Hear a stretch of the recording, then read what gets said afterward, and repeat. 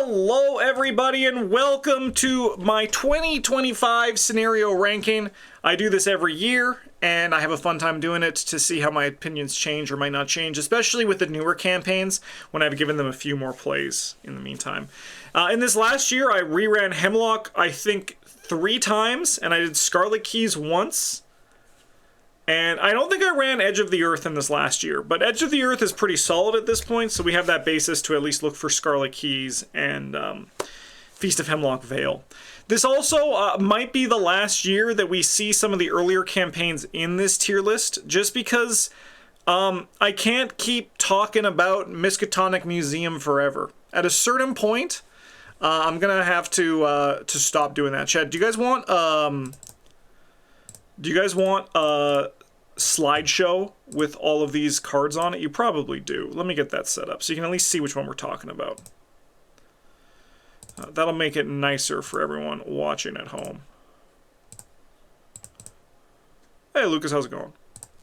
Yeah, so now you can at least see which one we're talking about. There, that looks nice. Okay, so then I will need my keyboard. Alright, so, if you don't know how this is, these are based on my own opinions. Nothing I'm going to say here I'm going to talk about as fact. These are just like my own thoughts after all of my plays of this game. But if you want to get the closest to fact as possible, you can always use my opinions, right? We're here going to go through, let's just talk about what we have in this. We have, start at the bottom, haven't played. This one's pretty straightforward, right? If I have not played this scenario, I'm not going to give it an actual ranking for it because I don't have any opinion of it. Excitedly, there's actually only one scenario this year that's going to appear here. I finally played one of the scenarios in Scarlet Keys that has been eluding me. Next one up is I didn't like playing it at all. This is what I would call to be a bad scenario. Like, I think that it's... I actually just like have a lack of fun playing the scenario. I don't really dig it, and it's just not for me.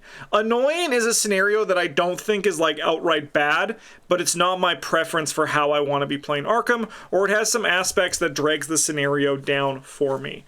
Fine is a scenario that's not good, not annoying, not bad, it's just there. I don't mind playing it, I don't look forward to playing it, but I don't hate playing it. It's kind of just like, fine.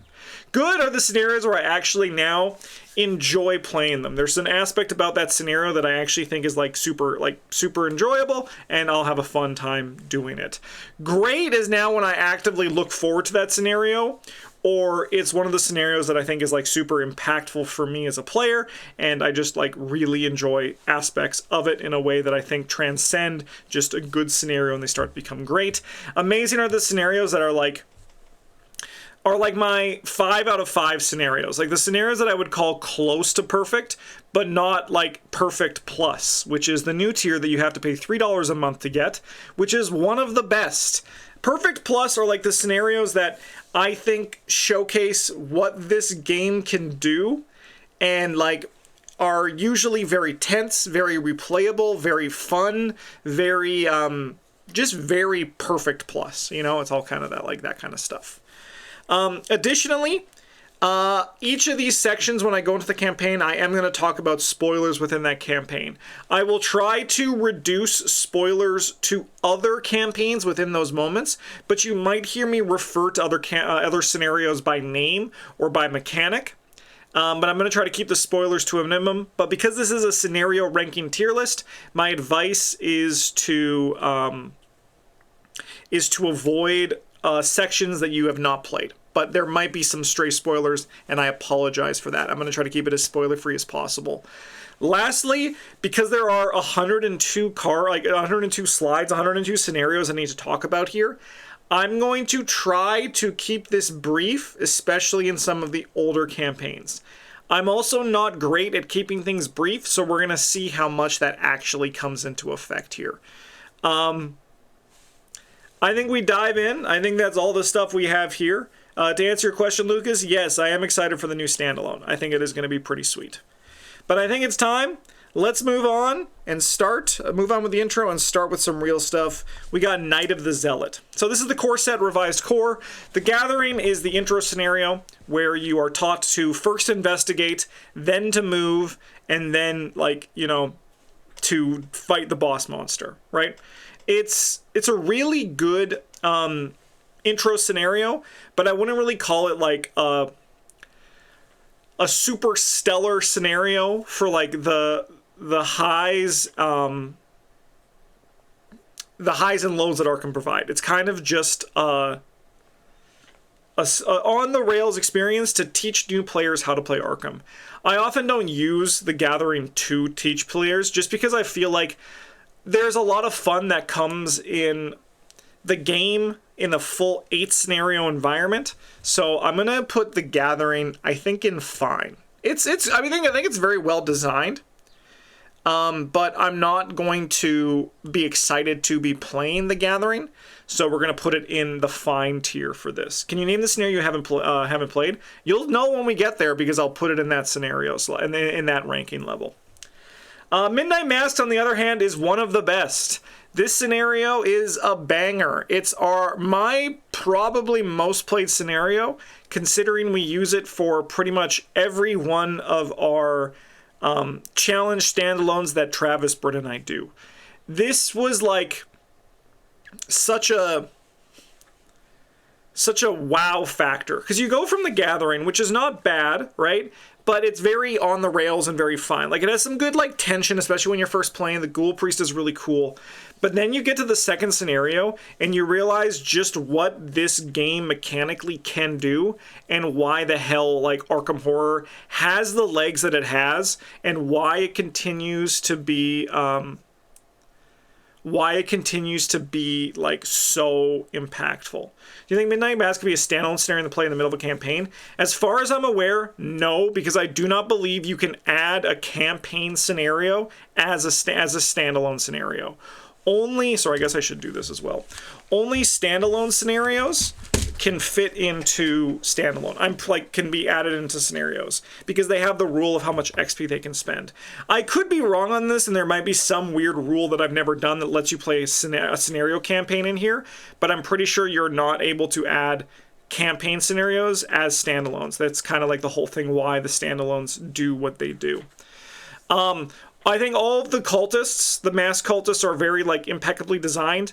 They all have a fun way to counter them, or in the case of the guy here in the picture, Wolfman Drew, you have to just, like, fight through them. The encounter deck does a good job of not necessarily challenging you via tests, but just, like, constantly being a threat and something you need to be aware of.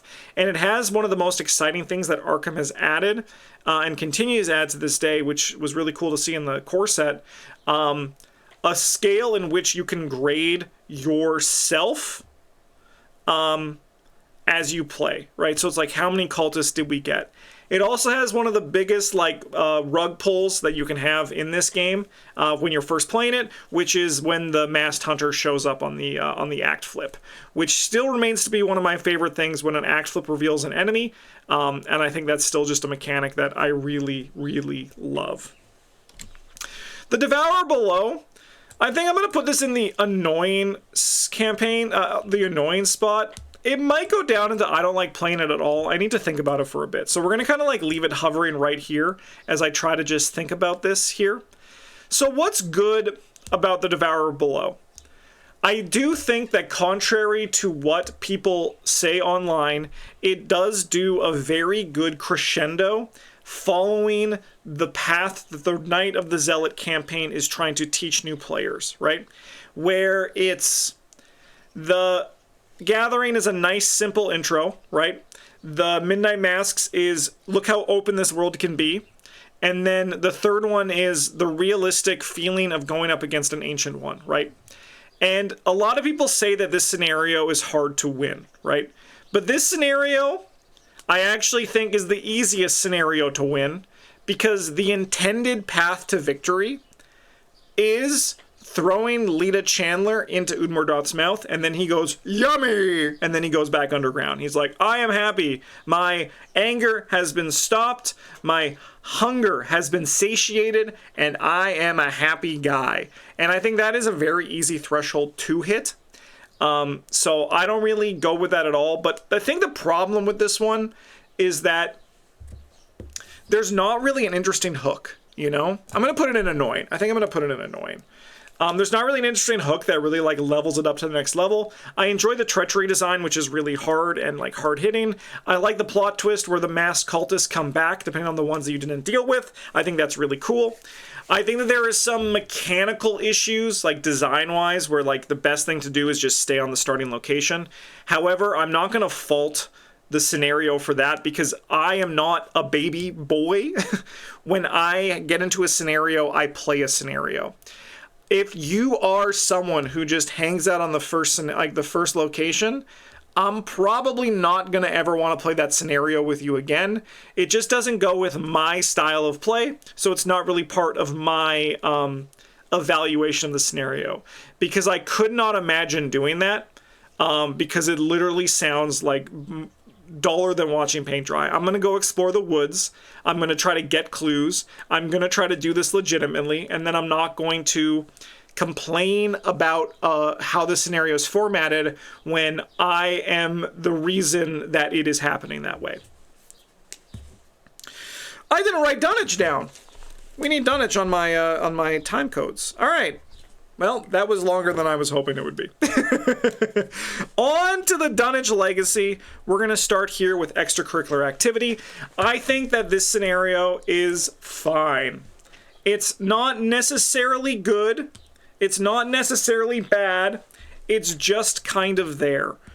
As I've played more and more Arkham, one of the things that I really have started to enjoy about the Dunwich Legacy is that is kind of very much that monster of the week style thing, where a big enemy just shows up, it doesn't explain what that enemy is, you either have to run away from it or kill it, and that is something that's kind of like a through line in a lot of these scenarios in the Dunwich Legacy. And I think it makes it really cool. It kind of feels more like an X-Files type environment, right?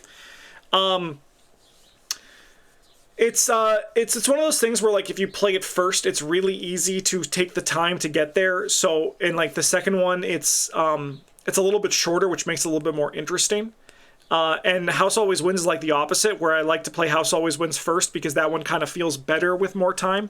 So I usually always do House Always Wins first and then extracurricular activity. I switch it up sometimes if I want to feel if I want to feel alive and feel something. So it's like one of those things where I can consider it there. But I think that it's fine in either position. I don't think, like, unlike House Always Wins, I don't think there's a preference for where it is. I do find it funny where sometimes it can, like, depending on the timing, you still have to find Jazz Mulligan while this big-ass monster is, like, tearing up the place. I think that's pretty cool. The Jazz Mulligan stuff, it feels a little bit annoying, but when you hit it, especially if you hit it early, it feels very good. So I'm going to give my boy Jazz the pass. I think overall, extracurricular activity is a fine scenario. House Always Wins. I think that this scenario is actively good. The gambling thing, when it first shows up, is a very cool mechanic, and it was such an eye-opener to me when I first played it, and I can like never forget that feeling of being like, wow, this game is something else. Like, I thought Midnight Masks was very impressive when I first played it, like, mechanically, but then House Always Wins just like fucking blew the doors off of that, right? I was just like, this is insane. And then also you mix that with Carnivale, which we'll talk about. Like, you can't see I'm covering it right now, but, well, the House Always Wins is. But there's a big impact there that made it very, very enjoyable for me. And it was like, why this game is a game that I can still play and not even like pretend I'm having fun because it's my job, but because it is actually fun and I legitimately love playing and talking about this game. I love the abominations that show up. I think all of them are really scary. I think that the scenario is really tense. I like being able to try to game the clue situation. Travis, like the victory point location, Travis killing himself in a different location for us to get the all the victory. And then also, now that I know it's better to have the roof drop on you, it makes it even easier to game. And I know this might sound like I'm kind of falling into this problem with extracurricular activity in this, but I'm still playing the scenario. I'm just like, my big beef is not playing the scenario. You know, like there's a lot of like criticism that people have where they say like the scenario, you're going to see it also for Undimensioned and Unseen, where people say the scenario is more fun if you don't play it. And what I'm doing in The House Always Wins is I'm playing it all the way to Agenda Advance, right? So to me, that's personally, that's a little bit different. If you think it's not different, I'm not going to try to convince you otherwise. But it's one of those things that it makes it enjoyable to have these discoveries that as I've played this so much, I can still find new pathways to optimize my victory. And I think that's pretty cool. The playing it second and saving Peter Clover is a nightmare and it's tense, and I think that's super enjoyable. Miskatonic Museum, I'm going to put this one in the I don't like playing it at all tier. It's slow, it's very swingy. While the location is really cool, like I really like the museum environment, I think it's too early in the game for them to have done anything super enjoyable with it, you know? I think it's kind of just like a single layer of paint as opposed to a beautiful like sculpture, right, for terms of the museum. I like trying to defend the security guard, and the hunting horror I think is a cool enemy. I don't blame this scenario for the fighters not having anything to do. I think on the blind play, I think that's a very fair criticism. I think at like 4-player, it's also a pretty fair criticism. But I think at this point now, as soon as you leave your blind play of Dunwich aside, you'll have to understand that this is a scenario that rewards flex. This is a campaign rather that rewards flexing. So you should be able to flex. And we see that carry on into the Essex County Express as well. But I think overall, the scenario is just like not fun. And that is the biggest sin that Arkham can create as a scenario, like when it comes to the scenario design. Essex County Express, I think it's a good scenario. I think it's very fun. It's very tense. I'm never like comfortable when I'm about to play an Essex County Express. And that to me is like a metric of what I am looking for in Arkham. Like I'm looking to feel as if my back is against the wall. I do not want to feel comfortable while playing this game. Even if I'm bringing in a deck that I know is good, I would rather the game like keep me on my toes than me to just crush it, you know? And I think Essex County Express does a good job doing that. This one is, I will have to fault slightly for the design, because in 4 players, the Doom situation can have you just like die on turn 2, which is an unfortunate draw. It can happen. And I do think that, unfortunately, that was probably an oversight. So it's like one of those things where I think is really interesting. I feel like early on in Arkham, they played with less players in their playtesting. And now I feel like in Arkham, they play with more players in their playtesting. This could be completely wrong, but it's just like this weird balance I feel has happened, where especially in some of these newer campaigns, Drowned City and Feast of Hemlock Vale, it doesn't feel as balanced for lower player counts. And again, this could just be me hypothesizing something that's not actually the case, but it's just something I feel. And I feel like the opposite is true for the early Arkham. So yeah. But I think it's a good scenario. I think it's tense, and I think it's the enemies hit hard. That's one of the things that with Dunwich, people call it easy, but I think it actually, the enemies on it are some of the tougher enemies that exist in this game. All right. Blood on the Altar is still one of my favorite scenarios. I'm going to put it up in amazing. So what makes it so amazing? Mechanically, it's actually very plain, right? It's just traditional Arkham. But what is really sticky for me for Blood on the Altar is how flavorful it is. Like, the thematics of that campaign, of that scenario, are like so good. Going into this like creepy Dunwich village, finding where the trapdoor is. We found the trapdoor. Lucas, thank you so much for 19 months of the Golden Table. We find the trapdoor. We can't open it. Like, we're in like the church, right? You're like, just like you're in the church. You walk in, all the pews are burnt. You're kind of like, you're examining the area. You got your little flashlight. You're Rex Murphy, and you're like, egads, there's a little trap door here. You pull on it, chunk, chunk, chunk. It's locked. Okay, we got to go find the key, come back here and see what the hell these Dunwich villagers are doing, right? That's the picture that this paints, just on like its thematic representation and like the mechanics that come with it. Beyond that, the scenario is kind of just there. The enemies are like fine. The mobsters can chase you back, which is like fine. But like that feeling of when you open the basement door and you find Silas Bishop, his name maybe, is extraordinary. The kidnapped people can kidnap your allies and sacrifice them is also really damn cool. I think that this scenario is just an absolutely amazing experience, and I love it.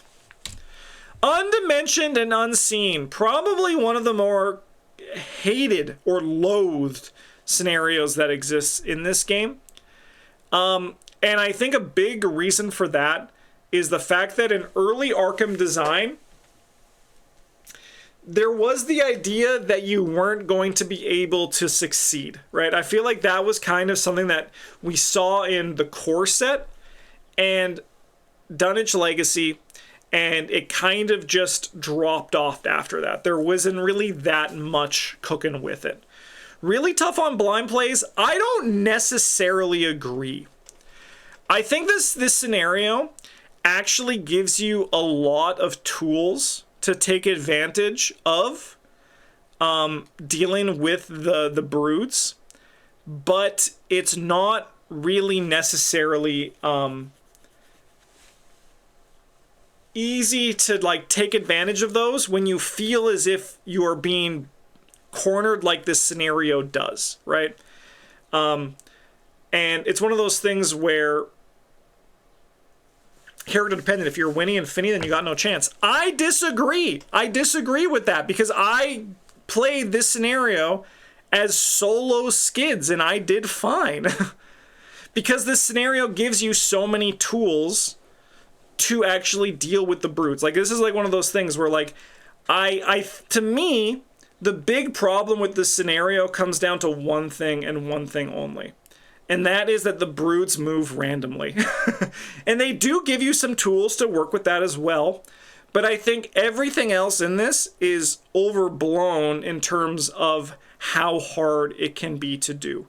Yes, you can sometimes get unlucky and have the situation where there's that one super brood that you attach all the things to, but that's just the brood you don't kill, right? But you can use all the clues that you can gather to get things.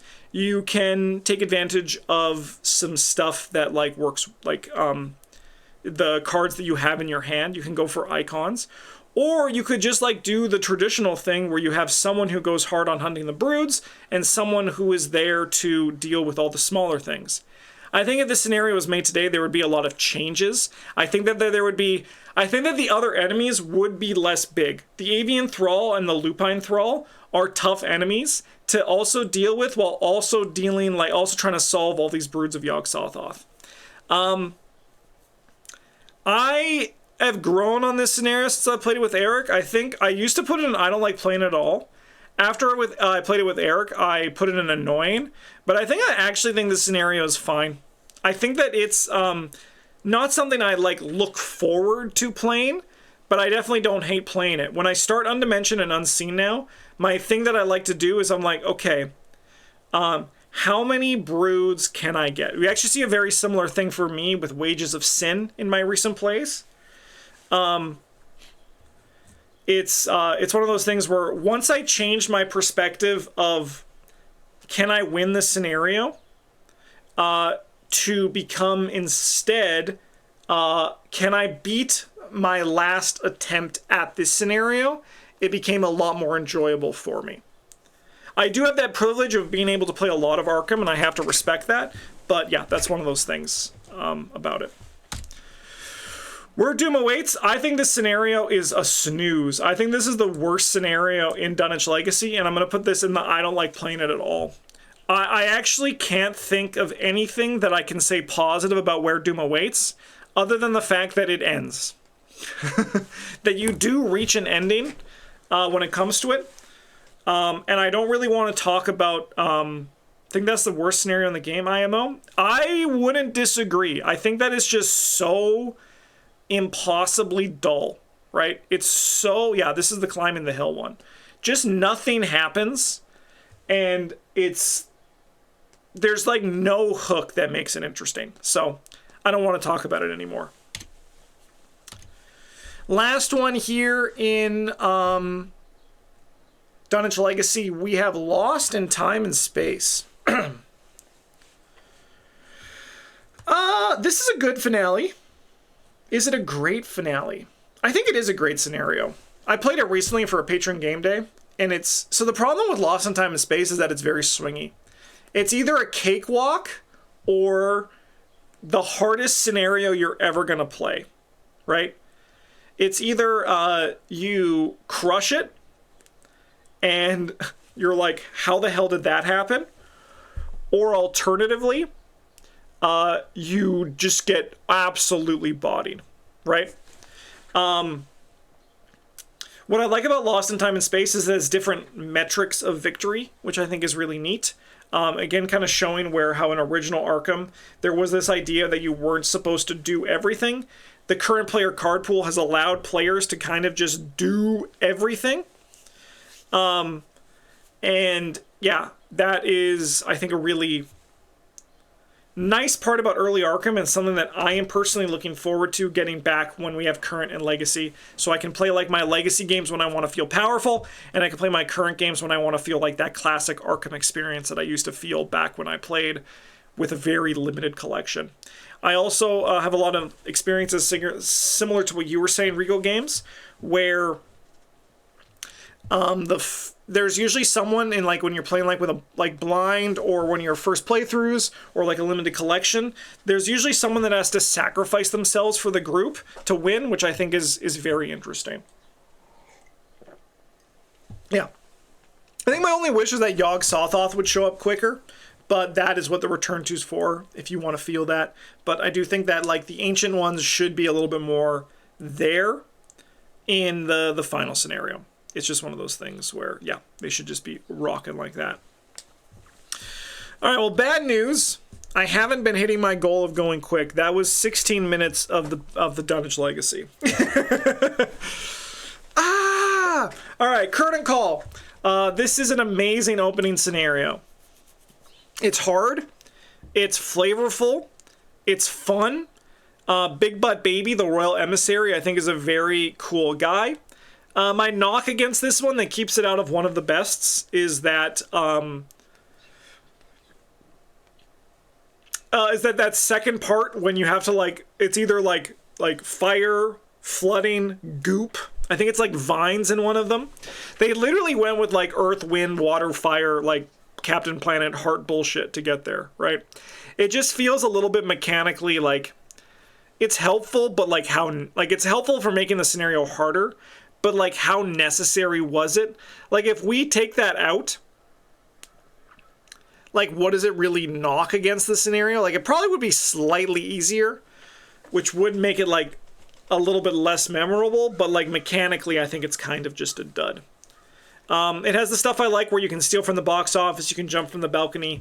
Really just cool, small, like, storytelling stuff that I think Arkham is really, really good with.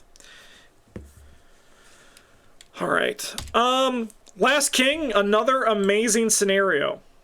There's a reason why in Path to Carcosa is one of my favorite campaigns. It's just so good, and it's a really good, like, replayability, just because of the small little things that can really come together to make a campaign, like a scenario, replayable. This isn't stuff, not so much of just, like, different, like, setups, but just, like, the small, like with Last King, the small things of, like, which partygoer flips first, and where are they when they flip. It can be such a big change from, like, a normal run of The Last King to a nightmarish run of The Last King. I'll never forget when Hiroku changes for the first time. And it was such a memorable experience for me. I always enjoy playing this one. It's certainly become easier as the card pool has grown. So it's like easier to kill more of them. I think my biggest thing, it's not so much related to this scenario because it's kind of on the whole campaign, but that it wasn't just like the easiest choice to just burn them down, right? Like that was just like the one that was just gives you the less stress, especially for a certain scenario coming up. Echoes of the Past. I'm gonna put it in annoying, because the annoying is here because it's just so boring, right? Like it's just so boring. But there is a reason why it made it out of the I don't like playing it at all, and that reason is pretty simple.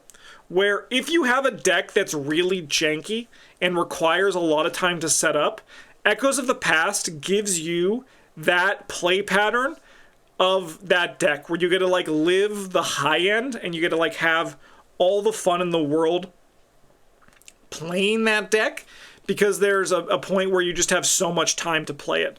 So you can put down all your assets while your fighter or you are killing all of the things that need to be killed, right?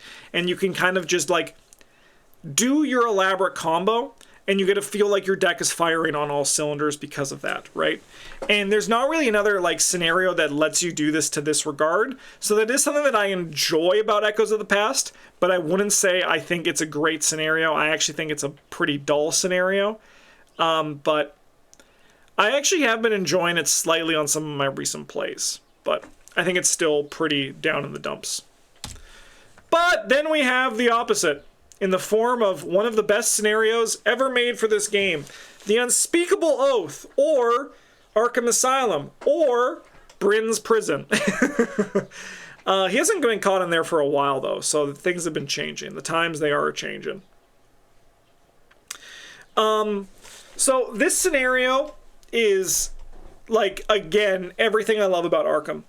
It's one of those things where as I'm designing my own custom scenarios for my custom campaign, seeing the small impacts that this scenario has given me is like, it's kind of like built into my design DNA. One of my favorite things is how you get like a setup turn and then another one before things start going to shit. It's such an interesting way to kind of just control the thematic pacing of the scenario, and I love it. Then like it scales up to the point where there is all those monsters just slipping out of the walls, right, in the last part of it. It scales like really, really, really good. Why is the Doom Threshold only 3? I think it's actually even 2. I think it's only 2 for the Doom Threshold. It's like even shorter. And then like there's always that like that risk of like, do we push our luck for BP or do we try to get out of here, right? And the fact that this scenario is always a tension point. I never feel safe when it comes time to play this this scenario is a reason why that this scenario is just so good. Even if I'm coming in with like the most badass run I've ever felt, I know that a straitjacket at the wrong time could absolutely be a run ender. And that's why this is like such a good scenario because of that. And I love it. I love it. It's a great scenario. One of the best. A Phantom of Truth. I love this scenario. I think it's going to be a good scenario. I don't think it's great, but I do think it's good. I think the design of this scenario is a very, very big success for Arkham. The different versions you can play, depending on if you have more conviction or doubt, can change the organist. I think it's a very good translation of the short story. I loved when I realized when we were playing that this was that short story. I think it's called In the Court of the Dragon or something like that. And it's... the Byakis are tough enemies. You can get swarmed. But then sometimes you can get like those like moments where it's like, we can breathe, you know? I like the different feeling of if you are chasing the organist or being chased by the organist. I think that it's a very successful design, and I think they really killed it with this one. There's, again, a reason why this campaign is my favorite. It's because the design are just, like, so good. They're so good. Paladin Mask is a great scenario. The Catacomb deck is one of the best ways to provide that small amount of replayability when you get to different runs, where you can't expect your map to work the way you want it to, where it's such an interesting way of having your objective change from one run of it to the next. There was one when we had a map that kind of was just like a big blob. Britt and I also had a map where we were like a W type thing, right? And there's not many other scenarios in Arkham that have that form of construction on the way that, like, on like the same level that the Paladin Mask does. The Spectre of Death is a great boss fight. There's a ton of great enemies. The Corpse Dwellers are incredible. There is the return of the Poltergeists, and I think what's really enjoyable about this one and this whole campaign is how we get the spatterings of all of these encounter sets over and over and over again. I think it's paced really well, but yeah, I think this is a very, very nice scenario here. Black Star's Rise, I think design-wise, is very good, but I think that this scenario is only just fine for me. It's just because there's like nothing really cool about it. Like, yes, the 2 agendas is neat, but then at a certain point, it's like, okay, but what are you doing? Like what are you trying to do here? Like what's actually happening in this scenario? It's one of those things where I wish there was a little bit more of a puzzle to it, right? But I think that it just doesn't really have anything too memorable. I think it's a much better penultimate scenario than Where Doom Awaits. And I like the whole going up or going down, which was mirrored in the Catacombs, which is then also like reflected in Dim Carcosa. I think that it's not a bad scenario by any means, but there's nothing that really like pulls me in and make me go like, yes, I can't wait to play Black Star's Rise. I will say though that this scenario does hit very hard, and the treacheries, especially when the game scales up, the one that can cause you to lose actions, can be very bad at the wrong time. So, yeah, I think that's nice for it. Dim Carcosa, I think, is a great final scenario. It's actually, I've had such a bad run with Dim Carcosa lately. Most of my two-handed runs have been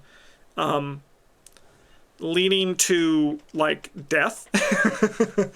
And there's just been something about it. I think flavorfully, it's a cool campaign, campaign ender. Like, I think the Haster fight is good. I think that it's a hard scenario. It's one of the harder final scenarios, I think, with lower player counts. I think, again, with higher player counts, it gets a little bit easier, just because there's more people to solve the problems. The Byakhee, or the winged one, and then the Beast out of Demhi, or whatever it is, they're both good big enemies to have in this final scenarios. You said Horby's name, yeah, good old Haster. Yeah, that is a nice factor too that comes with it. I love the twist on the rules where you cannot die from insanity in this one. I think that it's very cool to see them like twist mechanics like that. And again, only on their second like full campaign was really showing what Arkham was able to do with this, which I think is just like really, really interesting. Yeah, I think it's a great final scenario. There's not much really to knock about it. All right. On to the Forgotten Age with the Untamed Wilds. I think this is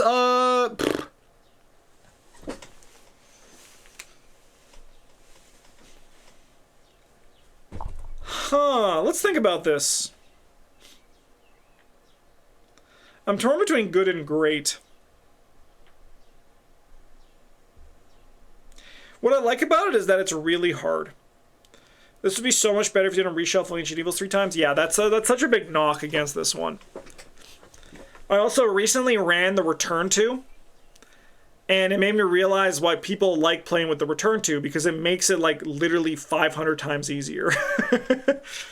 I'm like, oh yeah, that's right. It's just a cakewalk when you play with the return to.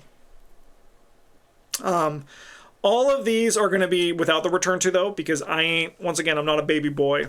I don't poop my diapers anymore. I still pee my diapers, but I don't poop them. I think I'm going to put it in good. The Ishtaka flip is still one of those things that I kind of dread and like to plan for. I really wish the Ishtaka Alejandro choice wasn't clearly weighted in one direction. Yeah, they made a small slip up there for sure. Just because Alejandro was a bad guy at that point. What's an annoying right now? Just these two. Don't worry, we'll scroll down to annoying again in the past. You don't need to worry about that. We'll get there. There's a lot of video left. We're only on the Forgotten Age. We got a lot more to go. I usually go for Alejandro now a lot of the times too. Because I just think that saving him in the City of Archives is, I think, cooler. And then you also like don't need to worry about just checking the checkboxes for Ishtaka so much. It just kind of adds some nice variety. So at this point, now that I've played it so much, I can kind of just like choose like, am I going for Ishtaka or am I going for Alejandro for today? And I can kind of have just like some variety. But I think what I like about Untamed Wilds is it's very, very hard. I think what's not good about the Untamed Wilds is exactly what Dice God says, which is just that the Ancient Evils reshuffle is kind of actually just like a sin, and should not have happened. That's such a big design mistake that you see them improve on later on in the game's life. But I do think it does sour Untamed Wilds because there's like variance for how hard it's going to be for you, not in the good way, but kind of in the way where it's just like entirely on the luck of the draw, which is a big knock against it. I think Doom of Etsley is also good. I think I've grown up on Doom of Etsley a little bit. I think that the scenario is super tense in a very fun way. And the Harbinger always stresses me out because she's just so over-designed. Again, the Return to version of her is much, much easier, right? Like, with the regular version of her, I'm just expecting to get hit, like, once in the whole campaign. Like, once in the scenario, right? It's going to just happen. I'm going to auto-fail on a fighter evade where I'm already up 5. It's just going to happen, right? The Return to version of her is much easier. And she is just so oppressive and scary. And if you ignore her, you're going to have a bad time. So it's really fun to like now make her a focus, getting rid of her, solving her, and then we can just keep going. And I like that there's a lot of investigators now that can really take advantage of her and like try to just solve her as quick as possible and get rewarded for it, which I think is really cool. I love the escape out of the temple. My only big beef with this scenario, but it's not really beef, it's like probably better this way, is that losing it is so bad. It's like so bad. Like it's like so bad to lose this scenario. It's like so bad. But yeah. Good scenario. Threads of Fate is another one of the best. It's basically the sequel to Midnight Masks, right? Where you just have like different objectives that you want to try to accomplish. And then how much you can accomplish those objectives is how you can like scale yourself for it. The objectives are all fun and varied. The variance in the objectives is very good. The return to adding additional objectives is fun. Yeah, Threads of Fate is just Midnight Masks, the sequel, and it's very, very good because of that. Boundary Beyond.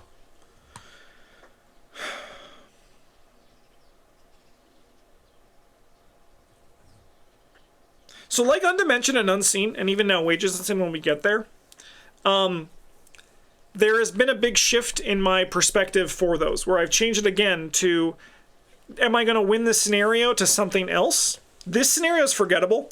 That is the craziest thing I've ever heard anyone say about the Boundary Beyond. I think that this is one of the least forgettable scenarios in Arkham because of how much it fucking stomps your face in on the blind play. This scenario is like soul crushing on the blind play. Cause like it's so hard and like it feels so unattainable and everything is like designed to stab you with a knife and like twist that knife and then also take another knife and then stab that knife into your head and then like take a chainsaw and just like put it into your chest and go like, and then like it's fucked up. Like everything is against you in this scenario. It's crazy. The scenario's biggest flaw is that it doesn't tell you to get as much as you can. I agree with that, right? The real secret to Boundary Beyond is the winning result is get 3. If you can get 3, you've won the scenario. And I feel like this scenario would have a less crushing blind play if you, excuse me, if it was signposted, right? The other thing is that, like, also in the scenario, like, you have to, like, discard cards from your hand to explore. You have to dodge the treacheries in the explore deck. And then when the location comes into play, it could potentially hurt you. It's fucked up what this scenario can do. With all that said, I do think it's good. I think it's very fun to play. I enjoy it on blind plays. Sorry, not on blind plays, on replays. And I actually look forward to playing Boundary Beyond now. I think it's a good scenario. I think it's very fun. I think it's very tense. And once I changed my thing, to my goal is to get 3 so I can please Ishtaka, it became a lot less stressful and a lot more fun. Heart of the Elders Part 1. Okay, honestly, guys, I'm just going to do this. I'm going to put both of these guys down here. Heart of the Elders Part 1 and Part 2. I hate this scenario. This is probably my least favorite scenario of the whole campaign.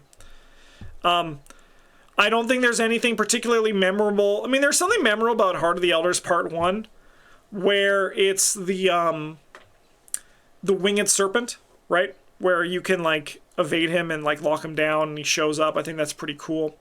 I guess there's also something mechanically memorable about Heart of the Elders Part 1 where you have to play it till you get all 6, right?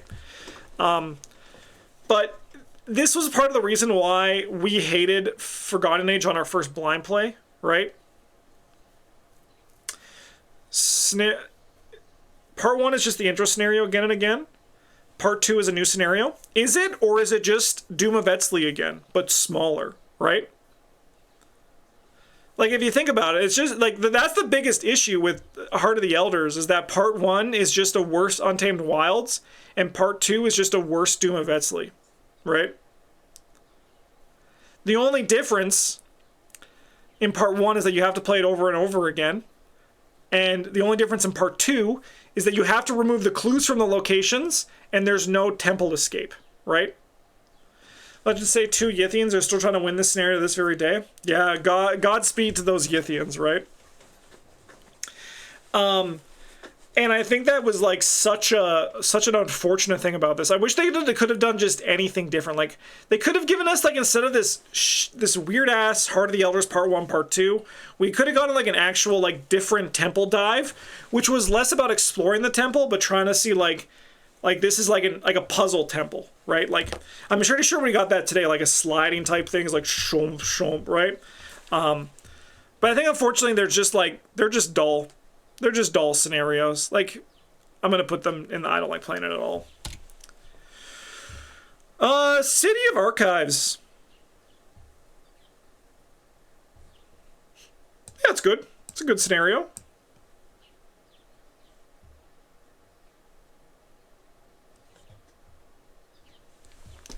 I like it. I like the Yithian switch. I can understand why people don't like the Yithian switch, right? Because they're just like, you took my deck away, you took this sick-ass, like, red clock out of my deck. But, I mean, I've said it before, and I'll probably say it again, considering I'm hoping to make content for the foreseeable future, that the game exists to challenge you, and sometimes the game should go out of the box for how it challenges you, right? And I think that the City of Archives is a good way of challenging the players in a very out-of-the-box way that they do not do commonly. Because if you think about it, they keep investigator swaps to the bare minimum. As far as I'm aware, it's only happened twice, right? And I think it's very important to have those occasionally, right? It's kind of in the same vein of Dim Carcosa's horror thing, right? Where can we bend the rules in a way that challenges the players? And sometimes the players aren't going to like that. But like in Magic the Gathering, people don't like their spells getting countered. But it is a legitimate form of stopping your opponent. And likewise, I think that turning into a Yithian is a legitimate way of the game challenging you. And you can complain about it, or you can adapt to what the scenario demands, which is just commit shit from your hand until the finale of the scenario, and then do okay, and get through it. I think overall, what's brought it down for good for me, it used to be amazing, down to great, down to good, is that I think the gameplay loop is ultimately kind of just not that exciting, and the luster really wears off over time. And I think that's kind of just one of those things where the exploring the city and then like finding like all the things is like less enjoyable in the long term. And I do like the twist where Alejandro, I'm of the belief that Alejandro was never Alejandro. He was always a Yithian. I think that's kind of like the whole like theme of the campaign, is that from the get-go you were forced to choose between these two sides, right? And I think that that's a lot less interesting and less possible going with the theory of the original Alejandro was the actual Alejandro. That is heavily implied. No, I agree. To me, it's heavily implied as well. But there's a lot of people who argue, who in the past have argued otherwise, that the original Alejandro was racist, and not that the original Alejandro was actually a Yithian the whole time. And that's why he hates the Etzlis, is because he knows they are from Yoth, right? And that is very interesting from a storytelling mechanic, which makes has that downside of why it's so easy to choose, why people always choose Ishtaka, because why go with the racist when you can go with Ishtaka? But I do think that's one of those things that is the reason why City of Archives twist is so cool. We got another fucking great one up here, Depths of Yoth. One of the best scenarios in the game. This scenario is insanely good. It's a nutter, man. This is a nutter of a scenario. Like, it just like kills it. It's difficult, it's fun, it scales, and it's like has such a cool mechanic with Pursuit, which I'm really glad they revisited. I'm not going to say what scenario, but they did revisit Pursuit in the future. There's just so much to like about this. Yig is very spooky in this one, and I think that I think that the enemy design as a whole are pretty good here. The Eater of the Depths, or whatever his name is, showing up and like you just hope to God he's not connected to you yet, is very terrifying. The feeling of the murder ball chasing you is very rewarding here, and I think that this is like a very good implementation of this endless onslaught coming your way. I love the treachery design. I love the deep dark not mattering until it does.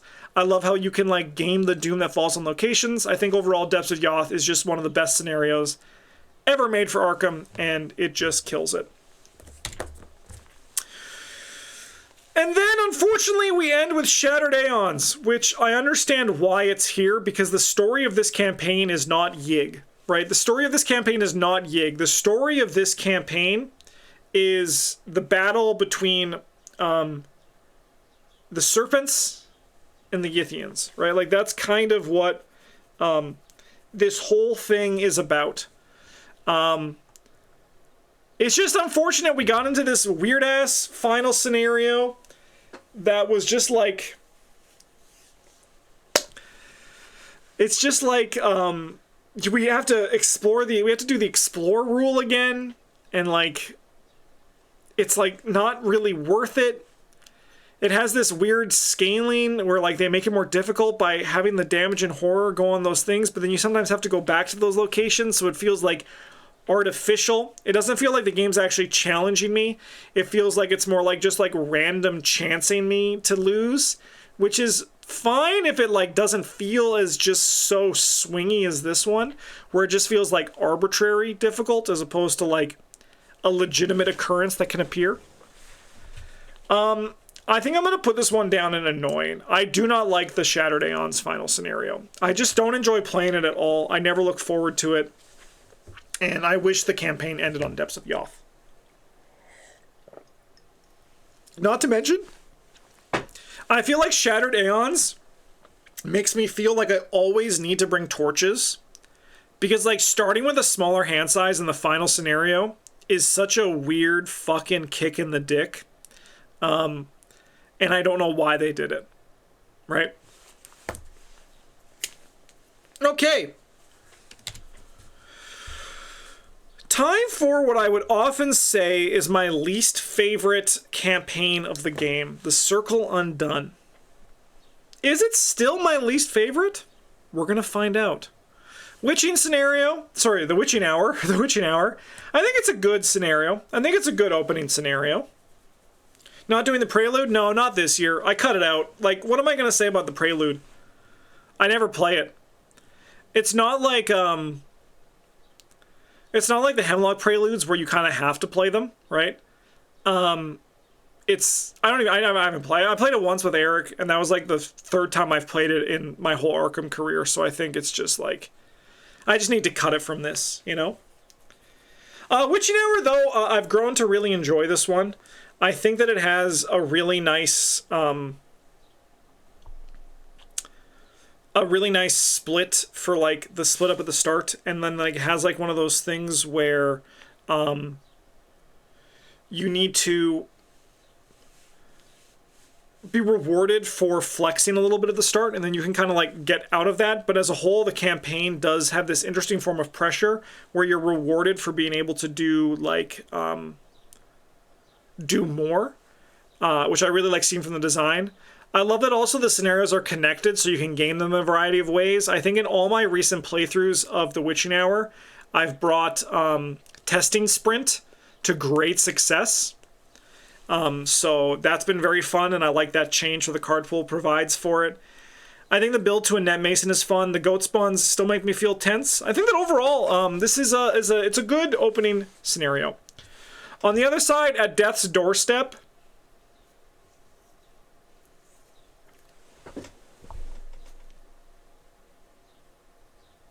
where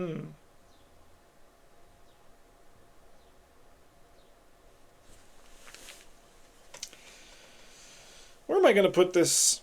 Where am I going to put you, Joseph Meager? Campaign is good flavor, though? Yeah, it has great flavor. I like the vibes. I think the story's a little bit lacking, but I think the flavor is very good. I'm torn on Death's Doorstep. I'm torn between fine and good. Because I like the pressure of trying to save Joseph Meager, you know? Has one stinker, though. Sorry, Brown Jenkins. I agree with your statement as one stinker, but I don't think it's that one.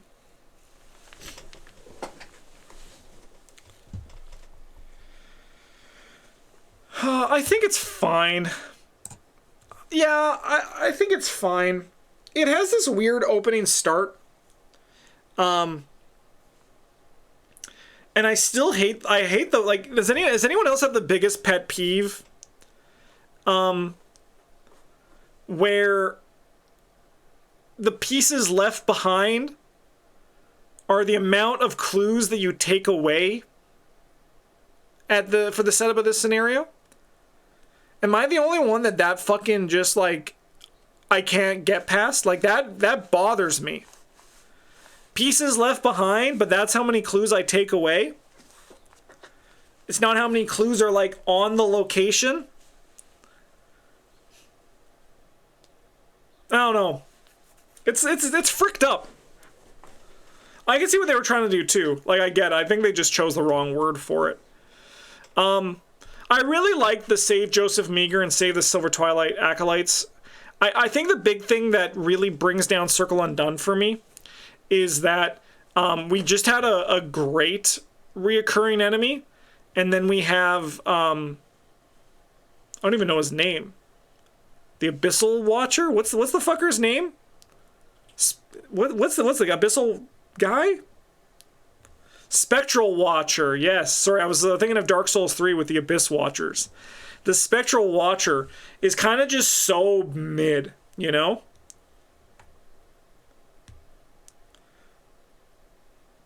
No, I agree. I get it, Elros. It's how many evidence is left behind, but then you take away clues equal to the amount of evidence that was left behind. It's dissonance, you know? It doesn't actually, like, the words don't fit to what I am doing. And it just is a pet peeve of mine. Yeah, like, that's just the strange thing. Because that's definitely what it's supposed to represent. I just think they chose the wrong word. Yeah, it's a double negative. But I understand they had for the scaling for it to not make it so easy to get those clues off those locations to start with. Yeah, I think that it's a fine scenario. Like, I'm tempted to put it in good, and I'm still kind of tempted to.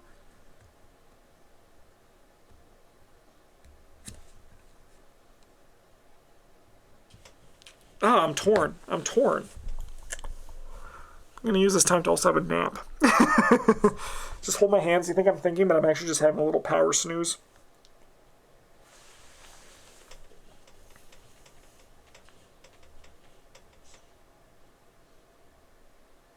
Yeah. I'm gonna put it in good. I'm gonna move it up. I'm feeling very generous this year. I had a lot of fun playing Arkham. So, I'm gonna put it up in good. I think it's a good scenario.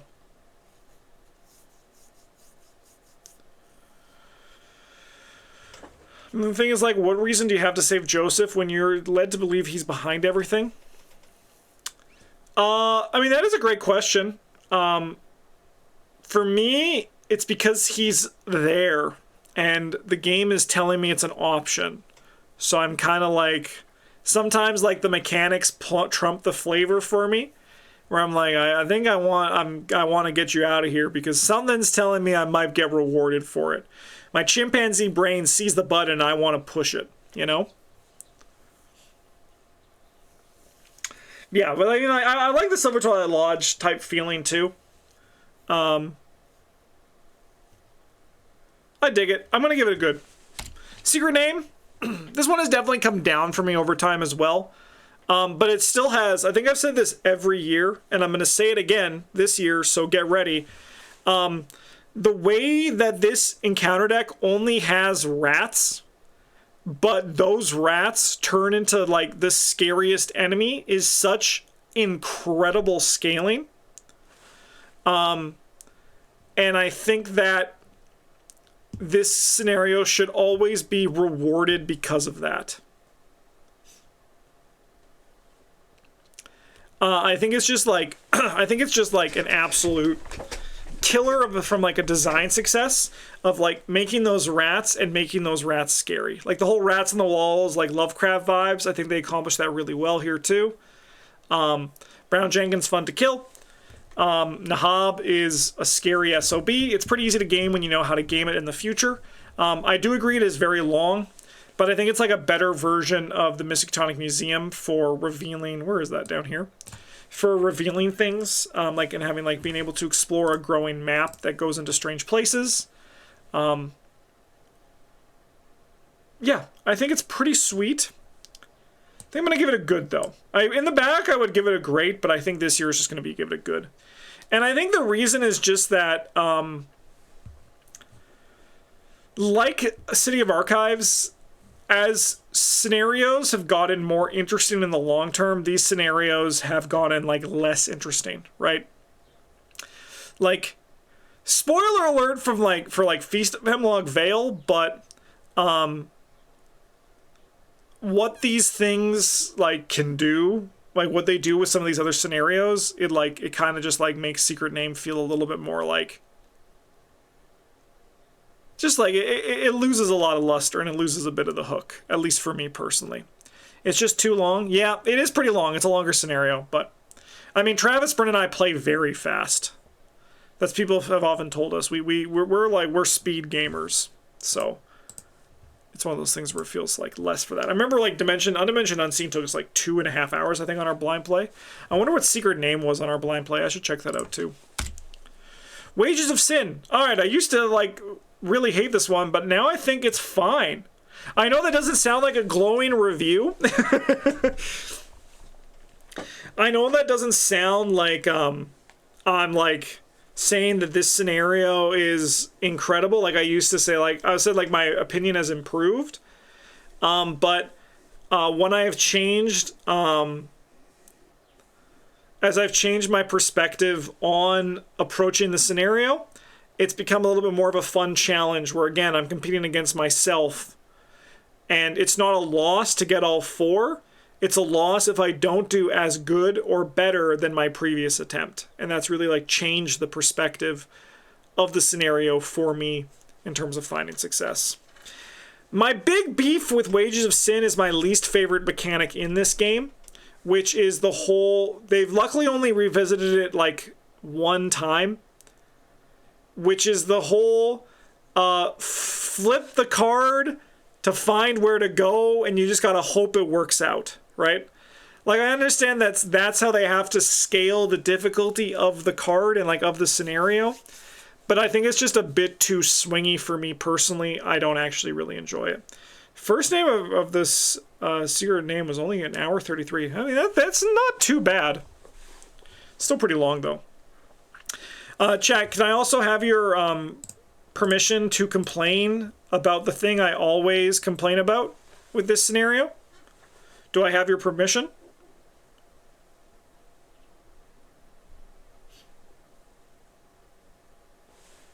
Yes? Okay.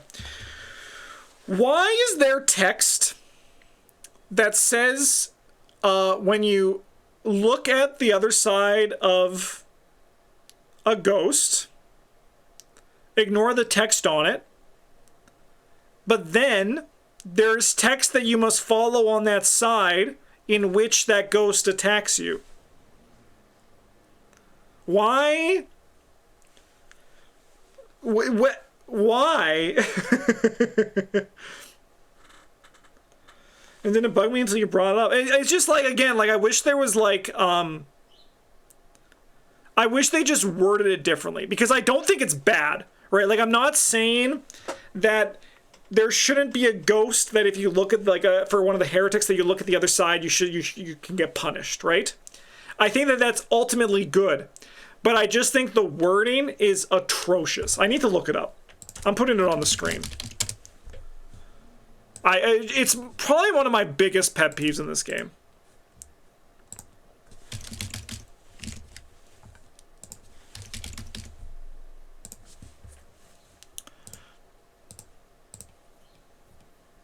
Let's find it. Which one are you? Yeah. Spend 1 clue. No, it's not this one. Which one is it?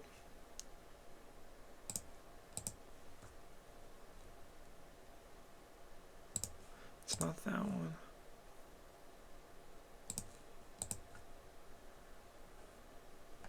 It was the first one? It was this one? Oh yeah, it is. It is. Yeah. So lightning bolt, spend 1 clue, parlay. Look at the heretic's other side without resolving its text. Forced. If you looked at this side by resolving this heretic's parlay ability, resolve the above text as though you had just defeated this. I understand that forced is one of those things that's an absolute, right? But I feel like this text right here, it doesn't make sense. It doesn't make sense. There's something fucked up there, and I don't like it. For the greater good, I think is good as well. We have to put it in good because the name says good on it. So I'm going to put it there. Uh-oh, my cat's hungry. He's scratching at the door. I don't remember this one. This is when you go to the Silver Twilight Lodge and you have to find keys to explore the lodge, and then there is a puzzle box that you need to try to open, and if you don't, bad things happen. I thought this one, I think this was one of the higher rating ones that I had from this in the past, but I think that overall, man, I don't like when Russ scratches the door. It takes my head out of the game, so I'm going to probably have to feed him once we're done Circle Undone. But I think the issue with this one is that just as more replays came, it became like the luster kind of wore down again. Like, it was one of those things where, like, I think it's kind of just on par with all the others. I mean, like, this is a pretty good showing for Circle Undone so far, right? We got all these good guys here. Like, these are 4 good scenarios. Maybe I don't hate it as much as I think I do. Maybe it's not one of my favorite, like, maybe it's not my least favorite campaign anymore, is what we're learning here. But I think that overall this scenario, after having repeated plays, kind of has similar issues that I have to Murder at the Hotel Excelsior, or whatever it's called. What is it called? Murder at the Excelsior Hotel. Other way, flip the words. Is that it kind of just feels like you're doing the same thing over and over and over again, and the game isn't really finding new ways to challenge you, right? So it's not as really like dynamic because of that. So like overall, the scenario kind of feels a little bit flat, and I don't think that's necessarily like a bad thing, but I also don't think it's necessarily like a good thing either. You know, it's kind of just a thing that's happening, and you just have to like go through it. I do like how I feel like I need to reveal the man, we've been talking about Circle Undone for a while. That I feel like I do need to reveal like the open the puzzle box before the monster comes out. But I do have that fond memory of with my limited collection Father Mateo deck, using Withers to kill the monster. It felt super hype. So that was pretty neat. But yeah, I think it's a good scenario. Union and Disillusion, I do not like the scenario. I don't think there's anything interesting about it. And it's one of those scenarios that I just do not want to play when the time comes. I just like, yeah, there is the reveal of the characters' fates from the prologue, and I think that the pacing-wise, this was a good time to do it. But I think that overall, most of the time they're just they're just not there, you know? Is this the one where the campaign can just end? Yes, this is the one where if I'm playing like a challenge run, I try to end the campaign here, so then I don't have to try to win him before the Black Throne, which is a very swingy and potentially hard scenario to win on. I do like the scenarios where you have the chance to finally stop the persistent enemy, so I think that is a nice hook for it. But I think overall, Union and Disillusion is just such a snooze for me. Like Miskatonic, like Where Doom Awaits, like the two Heart of the Elders, it has the sin of being boring, and to me, that is unforgivable. Like, I'd rather, in the Clutches of Chaos, which I'm going to put in fine. You know, maybe Travis was right about this one. At least there's something interesting happening, right? And like that is a boon for the scenario, where there was like something that is actually enjoyable. Even if I don't like it, it's trying something new. And that to me makes it like more worth playing than Union and Disillusion, which also very much similar to Undimensioned and Unseen. I don't like the U and blank. I don't like that there's two of those, but that's just me. In the Clutches of Chaos has become more fun as I've played more of it. Because I feel like as the card pool got bigger, there was more control put into the player's ability to manage the portals opening around Arkham. The torchlighting one is Union and Disillusion. This is the one where the breaches are opening. And I think that's a big thing, where just like as you get more movement and like your card pool gets bigger, and the Clutches of Chaos becomes more enjoyable. I had a pretty fun run of this with Bryn in our second events only run, which you will be able to find on the channel eventually, I promise. It'll eventually come out. But I still don't think it's a good scenario, but I don't hate it as much as I used to. So it gets bumped up a bit this year. And last but not least, we got Before the Black Throne,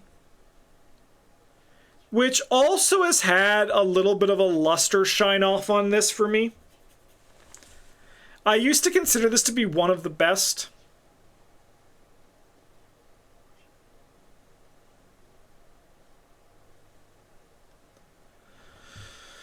I'm torn between amazing and great here.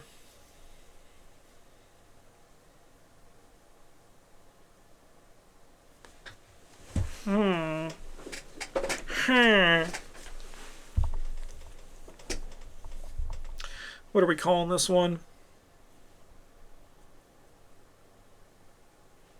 So what do I like about it? I like how oppressive it feels. It truly feels hopeless, which they haven't really had in a finale in a while. Like, it's not even since, like, I think, like, Devourer Below, which we have down here, was the last one that kind of felt hopeless. Yeah, the cultist committing suicide was pretty, was a pretty scary twist when it happened for the first time.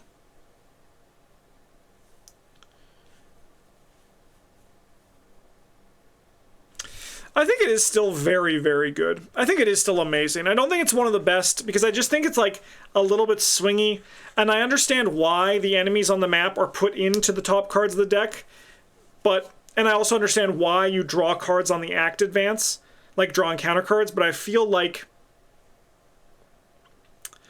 I don't know, I feel like I wish there was something better, where it was like, you draw those enemies after, like you draw other cards, then you draw the enemies, then you shuffle the enemies in. I don't know.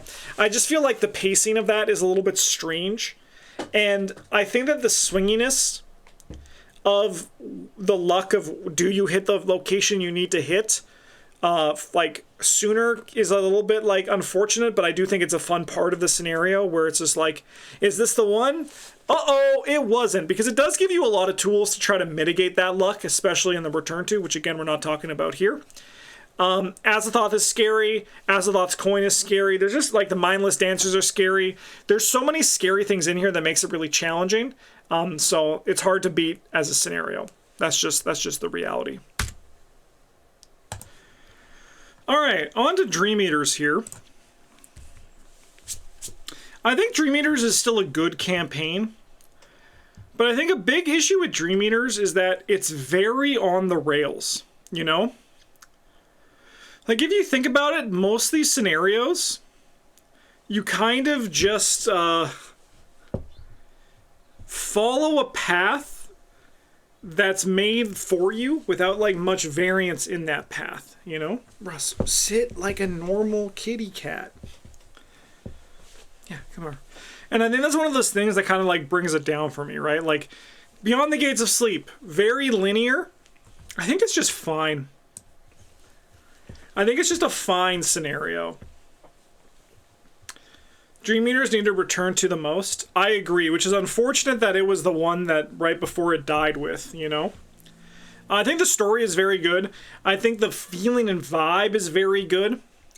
I like Achlanaka, and I like our first appearance by Nyarlathotep, which I think is really cool. It might not even be our first appearance, but it's definitely not the last appearance. So it's one of those things that I think that there's a lot going for it, but I think the scenarios themselves, while fun, are a little bit just like a little bit flat in terms of what they can bring, you know? I think the Beyond the Gate to Sleep is a good intro. I like the when you have to talk to the two old men, the crazy guy and the pervert. I think that's like a fun start to the scenario. I like going down the steps. I like the woods, but I think overall there's not too much of a hook to really make me like excited to play the scenario, especially when you compare it to the Waking side. I think so basically what I think happens is that for everything except for the finale, I think that there's an obvious winner on the two sides. And I think for the first scenario, I think the winner here is in the Waking side with Waking Nightmare. I love this scenario. To me, it's my second favorite like opening scenario. Maybe my third favorite opening scenario, because there's one coming up that's even better. I love how this scenario scales, where it's hard, and then it becomes easier, and it's normal, and then it becomes harder, and then it becomes really hard, and then it becomes hard, and then it becomes easy again, right? Sorry, buddy. In terms of the infestation markers on the location, then also like the symbol tokens that care about that, right? I enjoy the push to not have the infestation reach the basement, which I think is both thematic and mechanically a good combination of stuff there. I love the spider enemies. I love the whole vibe. I love being able to kickflip down the stairs, which is like in the jumping down from the balcony. I think stuff like that is very good for Arkham when you're like, I think ultimately Arkham is at its best when when the locations aren't only challenging you, but are telling their own story, right? And those locations that tell a story by jumping through them or jumping off of them, I think are very easy stories for those locations to tell. And I would love more of that down the road. So somewhere I have to climb up now. What we learned is people hate climbing, especially that damn ramp, but we're too early on that. I think it's a great scenario. For the next batch of the scenarios, the dreaming side is much better. Search for Kadath is an amazing scenario. I don't think it's one of the best for me anymore. I think it's just amazing. And I think for a reason that is, again, I think the luster is kind of worn off, and I think that ultimately Search for Kadath makes me long for a Dream Eaters campaign where we gotta actually explore all these locations, right? Because while I think that Search for Kadath does a really good job of giving like a tasting platter of all of these locations, like Sarnath, the Forbidden Lands, right? Like we have like the maze with like where you hear the woman crying and you can't like find the woman, right? We have Bakrug destroying the people in Sarnath, right? We have the big mountain with the face carved on it in one of those, Oriab, I think. And then we have the Timeless Realm. These are all like these are all things that would have been fantastic individual scenarios. And while my previous statements are true about Search for Kadath, where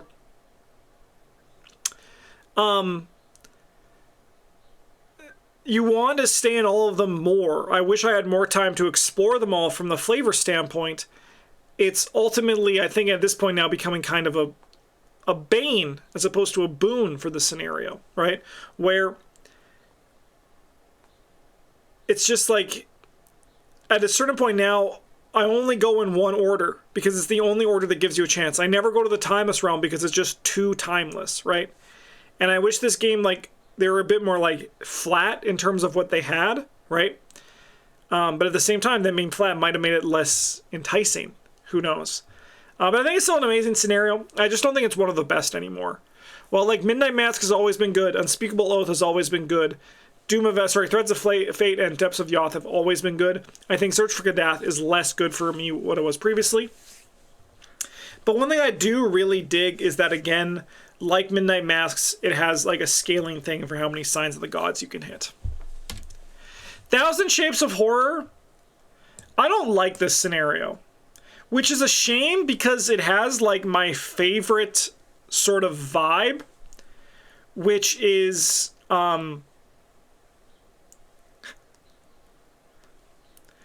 like exploring a creepy house, you know? And then like the Unnameable comes to life, and then like the whole scenario kind of just feels like it changes gears, but not in a way that is like super enticing for me as a player. It becomes like about avoiding the Unnameable, but at the same time, it becomes about avoiding the Unnameable in a way that I don't think is actually interesting.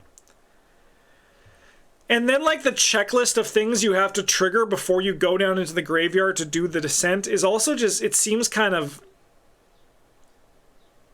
superfluous, right? It just feels like it doesn't actually matter, those things. It's just like, we find a cracked mirror, okay, you know, like, oh, we find a bone, okay, right? Like, there's nothing that's really, like, super engaging for why I'm doing these things. And then it has the descent. It has the endless descent, which I don't particularly enjoy. Like, I like the challenge that it provides, and I like the tension of it, but I don't like it mechanically. It doesn't really resonate with me. I'm going to try my hardest to reach the bottom, but it's one of those things where I feel like I'm not really, like, playing it. I'm kind of just, like, hoping it doesn't play me. And for that, I like when the challenges, like in some of these higher ones, which is like the challenge for these ones is that it's trying to beat me, but I can beat it. In this one, I'm just like, it can beat me, like it's trying to beat me, and I'm just like hoping I can beat it, you know?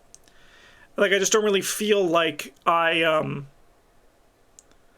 have any control here, right? And I'd rather be challenged and feel control. Even in City of Archives, you have control over while being challenged. But I don't really feel like that's the same thing here, because you're kind of just hoping that, like, you get ahead of the Unnameable, but then suddenly he's back, and then suddenly you're now 2 steps farther when you were only 1 step farther, right? It's just, it seems very, I don't know. I just don't like the scenario. Dark Side of the Moon, I think, is great. It's very linear. It's incredibly linear. It's probably one of the most linear scenarios that's ever existed in this game. You get clues. You go to the City of the Moon Beasts. You then go to the Temple of the Moon Lizard. Then you go through the core. Do the same thing on the top of the core and the bottom of the core. But there's also a Moon Lizard. Then you come out the other side and you got to appease the old man, right? Like, that's a very linear experience, but like the flavor of that whole area is just really fun. It feels very Dreamland's weird horror, and I think it's like very enjoyable because of that. I like the Moon Lizard. I like the cats from Saturn. Just evade them, and then they basically fall apart. I like the alarm levels. Excuse me. I like how there's so much variance for how those alarm levels can get up. And then you have some scenarios where those high alarm levels can become killer, right? These are all things that I like. Sorry, we just have to have a cough drop. I'm starting to feel my voice go. I think there's a lot to like here in Dark Side of the Moon for me. What if there's 16 cats of Saturn if your name is Astute? Well, in that case, I would still just evade them. I would evade them and try to get a little bit ahead, and then go back and evade them and try to get a little bit ahead. But that's what's fun. Seeing all those cats from Saturn and they take your whole deck. Ooh, that sounds like a fun time. Yeah. Point of No Return as the Ghoul Gang. I think overall, though, I don't really like this one. I think it's kind of just fine. The Ghoul Gang's nice, but I don't enjoy, like, the whole going down to the Vale of Panath, finding the Sea of Pitch, rolling the Sea of Pitch. It's not particularly engaging to me. I think that apart from Waking Nightmare, the Waking side has a lot of, like, its climaxes are pretty tepid, you know?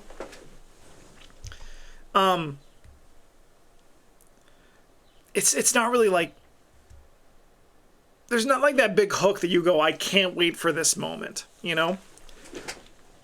Like, I enjoy getting in Dark Side of the Moon and talking to the old man, right? I love that test to try to bring my alarm level down, you know? I love the fact that someone has to...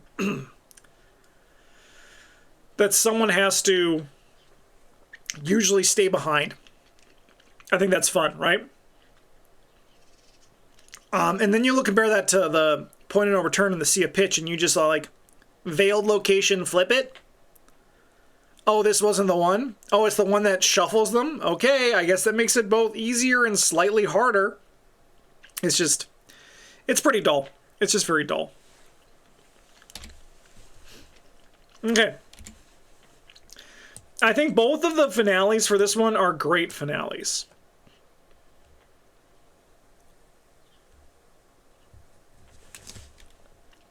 Both Where the Gods Dwell and Weaver of the Cosmos. I've said this previously in the past. What I really like about them is that they both feel very video gamey, you know? Where they each have like a different sort of final boss. This is like the psychological horror final boss. This is like the action God of War Kratos final boss, right? And I think that those were really different than the previous iterations we've seen of the Ancient Ones in this game, which I thought was really cool. And I do think that this is something that they have kind of continued the trend in various ways. With the final bosses, like where they find like... They try to feel like a video game set piece, and I think ultimately that is good. These were also like our first instances of a map flip that didn't necessarily feel like it was warranted. Like, before the Black Throne has map flips, but like it's kind of because you have to go through 3 maps, right? With Weaver of the Cosmos and Where the Gods Dwell, the first map flip is kind of just...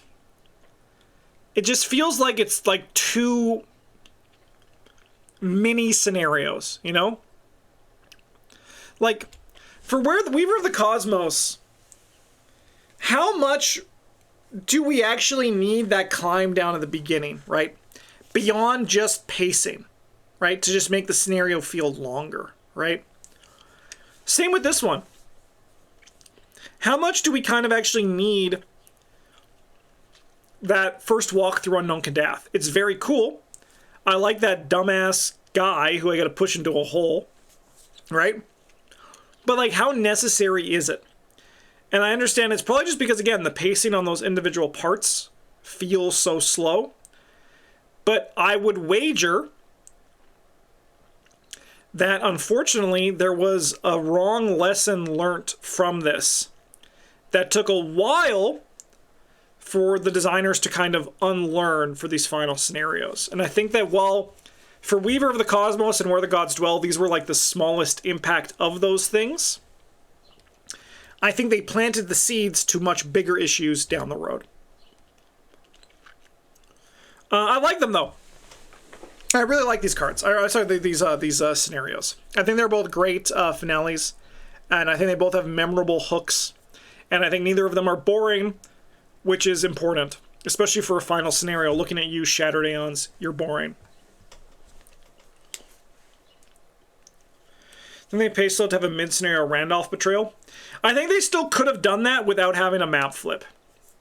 I think the map flip, like, if they just started with the same map, I think they could have done something. Even if it was just traditional Arkham, I think the map flip, unfortunately, led to lessons that shouldn't have been learned.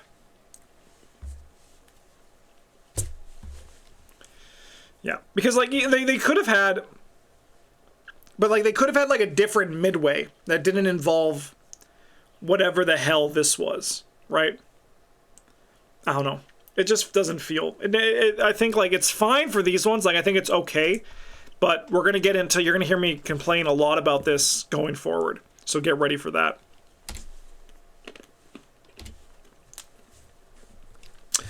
Oh no! I didn't move these in the slideshow. Okay. What I'm going to do is I'm going to pause. Give me a second. Okay. On to Innsmouth. And we are here in the Pit of Despair, which I think is an amazing scenario and one of my favorite opening scenarios.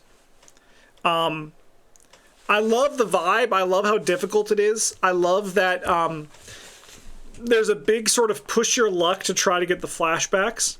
But what I also really enjoy about this one is that this scenario really like hyper fixates on how important it is to do in the first scenario to set up a really smooth Innsmouth, right?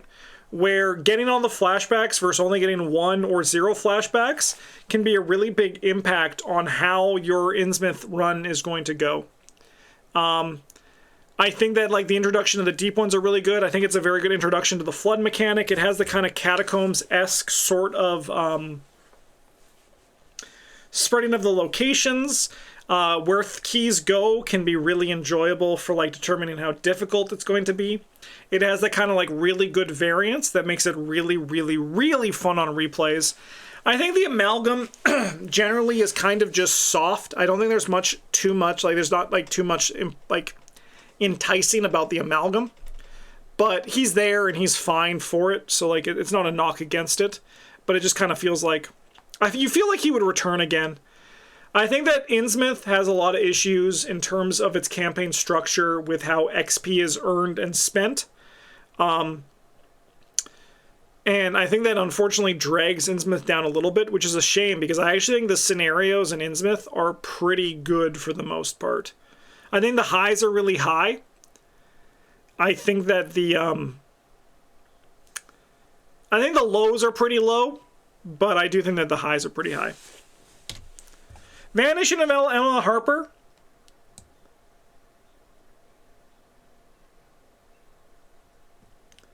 It's going to be on one of these two. It's going to be good or fine.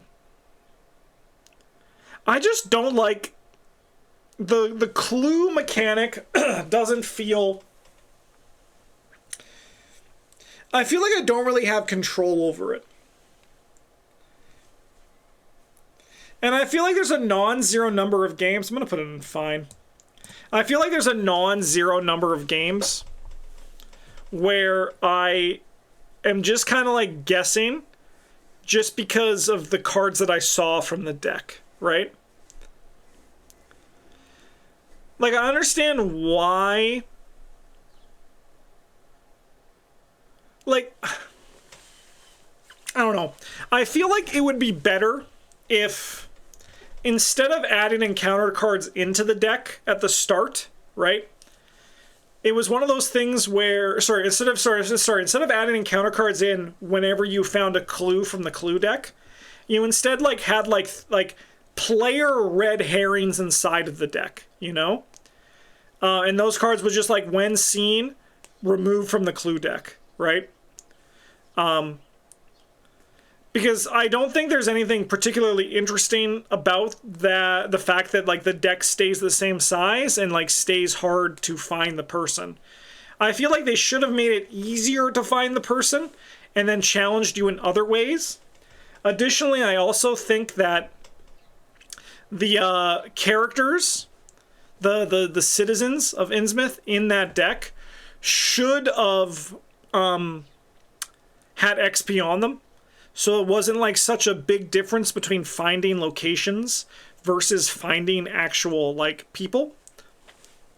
I think the concept for the scenario is good. And I don't mind the clue part of it.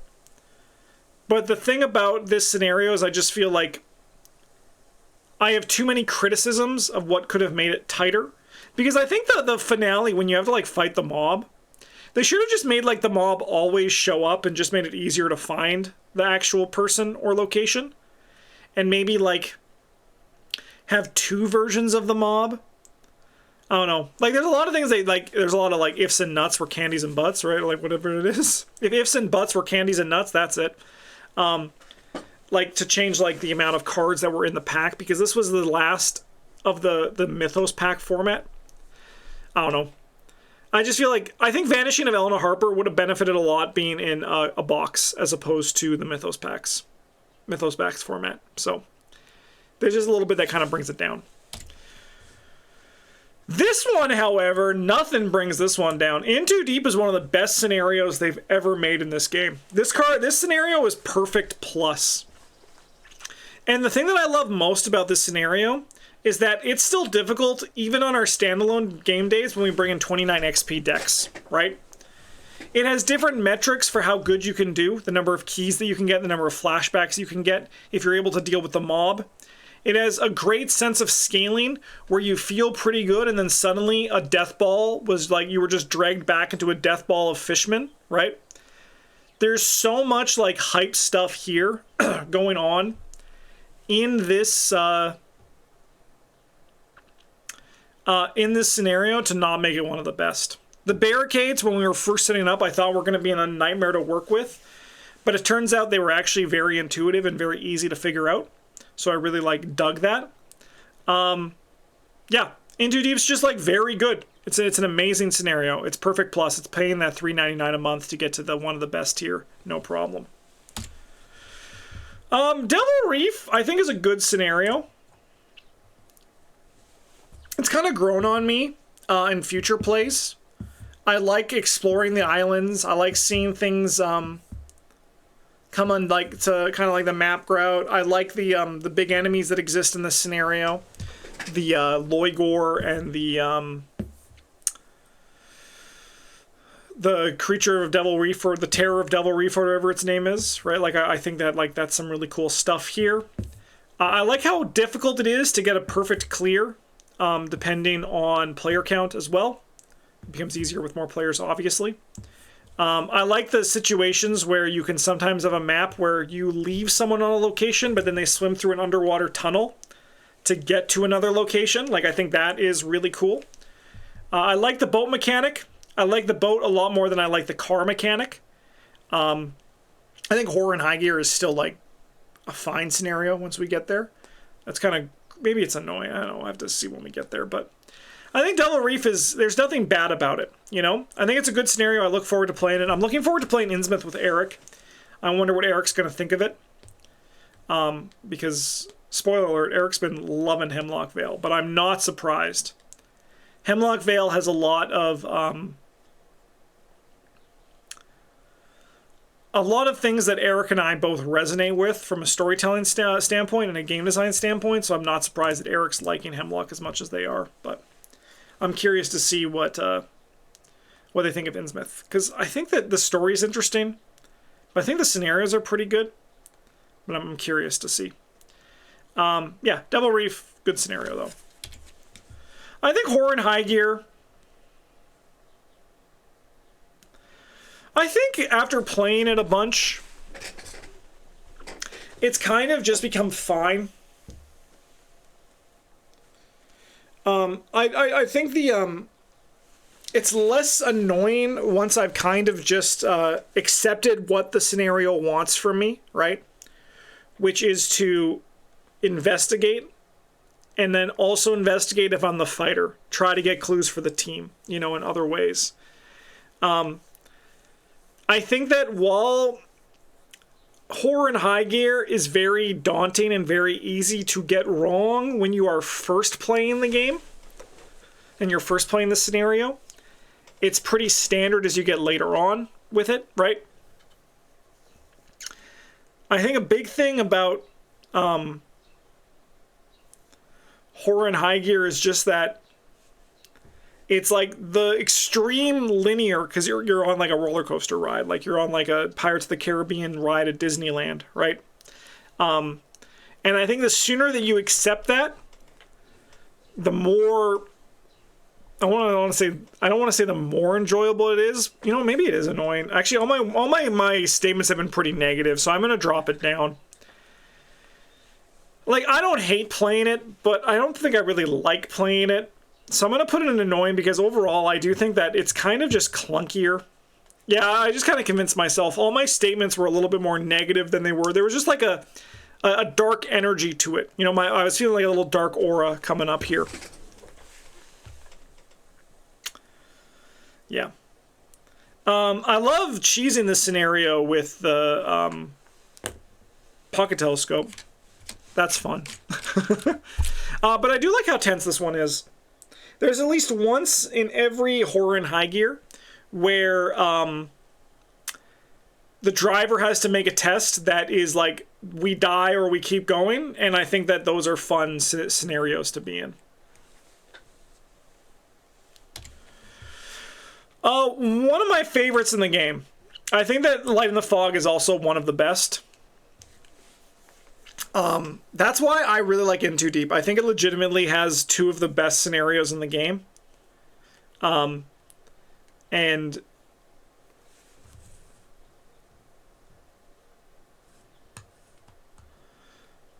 also great fun to cheese in two-player by leaving one car at the start. I don't think you can do that.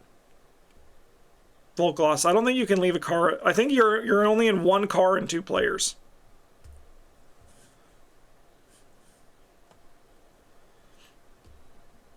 I think you only get the second car if there's three players.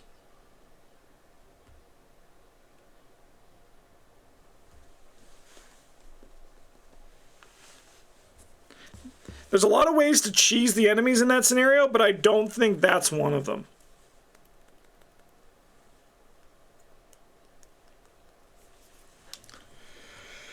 Yeah, so what do I like about Light in the Fog so much? The storytelling, where the map gets bigger, and then so you're like on the top level.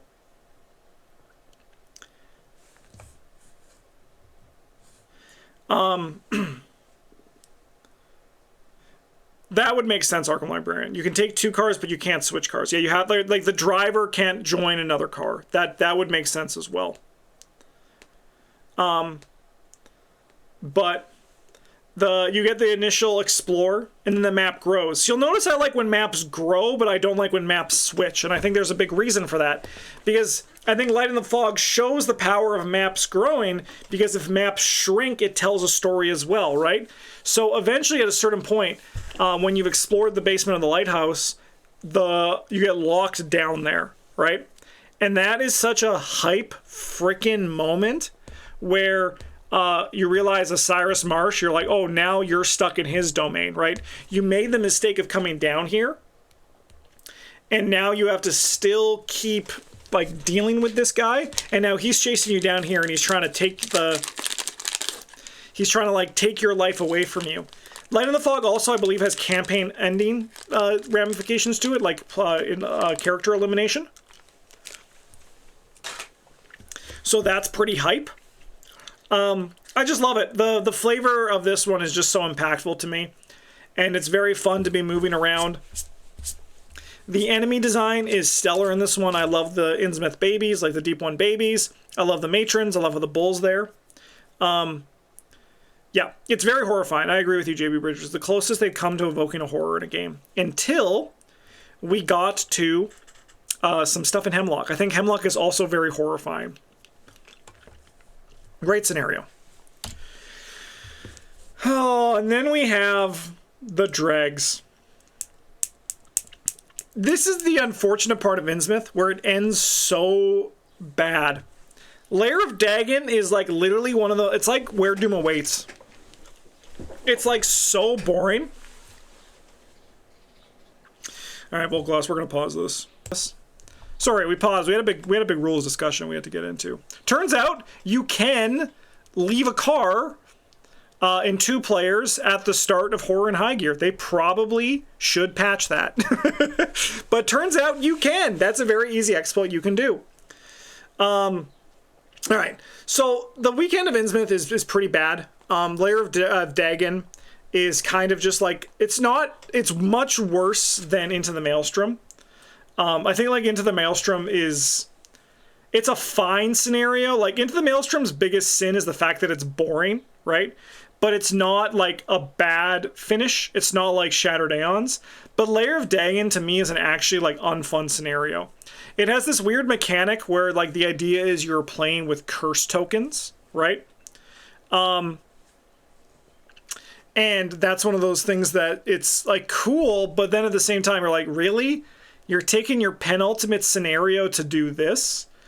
I feel like it should have been one of those things where Lair of Dagon should have happened earlier, right? Because it was a flashback. They could have made it a little bit easier. We get the whole big hint of Dagon, and then like maybe I understand like the pacing would have been different, but like Light in the Fog is such a good scenario, and it could have like timeline wise, it could have led right into the final scenario, right? But we had to do this weird ass Lair of Dagon that just mechanically feels so empty. The whole Dagon thing at the same time, like I think it's a nice challenge, but it's not an interesting challenge to try to like do Dagon's chambers. We did it once and that was pretty cool. Every other time he's woken up. But the downside is him waking up doesn't actually have a really big impact on Into the Maelstrom. Which, like I said, it's not a bad scenario. Its biggest sin is that it's too easy. I don't think it's boring. Like, I don't think, like, thematically it's a boring scenario. I think mechanically it's not a boring scenario. There's fun stuff to do with it. The enemies are challenging. The Ancient One units are fine, right? That's the big problem with Mother Hydra and Father Dagon, is that they're just too easy to bully, you know? It's too easy to bully those guys, which is what makes it feel so easy. I do think it'd be more interesting to play it with the mutation they have at the end. What are they called? Refractions? Or whatever they are. Where you can't evade them at all. I think that would be a more interesting change to the final scenario to try it out with that. But I think as a whole, Into the Maelstrom is just a very soft finish to the campaign. Which is a shame, because it has some really good scenarios. Like, it has 3 banger scenarios here, right? And I don't know how improved it is either, because I haven't tried it, but I do think it would seem like it would be a good change, right? Yeah, I think that like Innsmouth is a great campaign. I really like it. I have fun playing it. There's only one scenario I actively like dislike. I'm fine with Horror and High Gear, but like I said, I trended down just because the aura seemed wrong. But I just wish the Into the Maelstrom was like a stronger finish for the whole thing. So yeah. Okay, on to Edge of the Earth.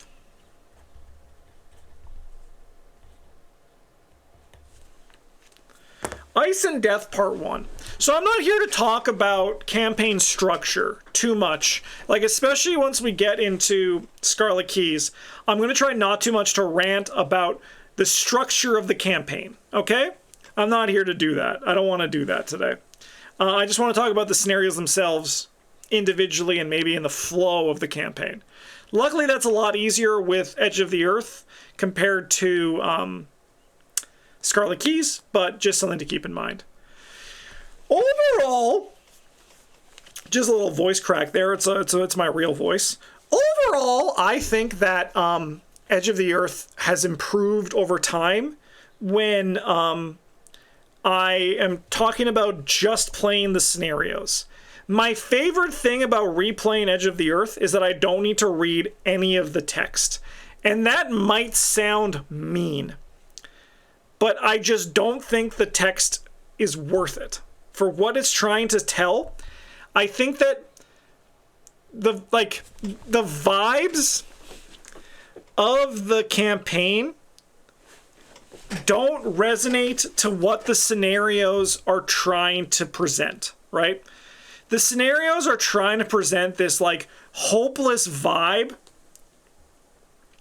of like, we are in this wilderness where everything is trying to kill us. There's this something evil under the ice here, and it's seeping out and trying to like get rid of us.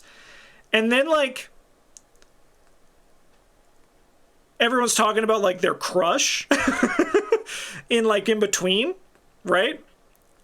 And like, doesn't there's some dissonance there, and not in the good way, right? Like with Hemlock, I could have understood if there was this theme of like people like who likes who, right? Because the theme of Hemlock was a lot more about like these people are happy when they shouldn't be, and when like they're like happy when like they're like in a manic way, right? I guess that I understand Edge of the Earth, it might be like the survival, but I feel like it lacked that sort of survival from it. And now this is all not actually about the scenarios, but I realize I haven't talked about Edge of the Earth in a while, and apparently I should, because I have some thoughts on Edge of the Earth. So maybe I should do another campaign retrospective individually on Edge of the Earth after this. The scenarios in Edge of the Earth, for the most part, are very good. I think for the most part, the scenarios in Edge of the Earth are very good scenarios. And I think that Edge of the Earth is actually a very good campaign when you take out all of the text. So, I think my ratings here are going to be pretty good. I think Ice and Death Part 1 is a good opening scenario. The biggest problem with these, with Ice and Death, and also Edge of the Earth as a whole, and potentially some of these box formats, is that the variations that we used to see in the Mythos packs, where we would see like locations randomized, wasn't really a thing, right? Like, don't have ways to randomize those. So Ice and Death is a little bit samey on replays, but the theme is really good. The vibe is really good. The enemies, when they start coming up, are very like spooky and to fit with the flavor of this whole thing. I do also like that it has a push your luck where you're trying to find like the best shelter value, but at the same time, that it had like different, sorry, what am I trying to say? It had like different, I lost the thought. Sorry, it's just like completely gone. But, it had like that push your luck where you had to like find the best shelter, but then you also had to like try to reveal as much of the map as possible to set up for future versions of this. So there was some sort of push your luck before we could get back to the final scenario. Sorry, get back to the final shelter location to actually get some shelter. I think that like that mechanic was very well done. But the big beef is that, yeah, there's no variation. So I also agree with what you're saying, Doug Lloyd, that I wish the 1 per 2 per 4 per reveal locations were somehow interchangeable. Yep. Even if it was just simple things like what, like there's, but the problem is there's so much fixated on these. There's the shelters, there's the supplies, right?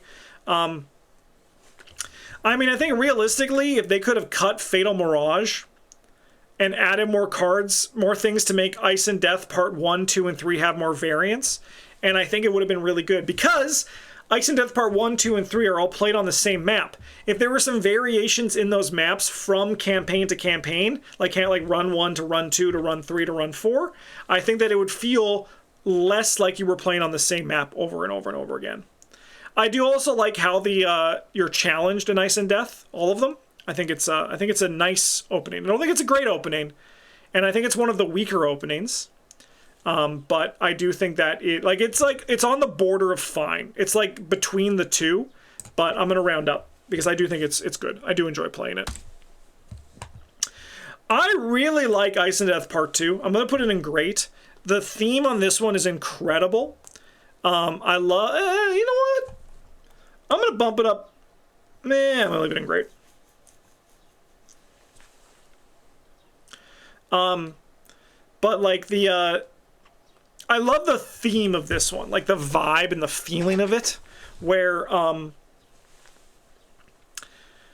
just like the people start going mad because of the ice madness. There's a film on Netflix called The Ritual. It's a great weird horror film if you like weird horror, kind of like folk horror too in a way, but very minimal, more weird than folk.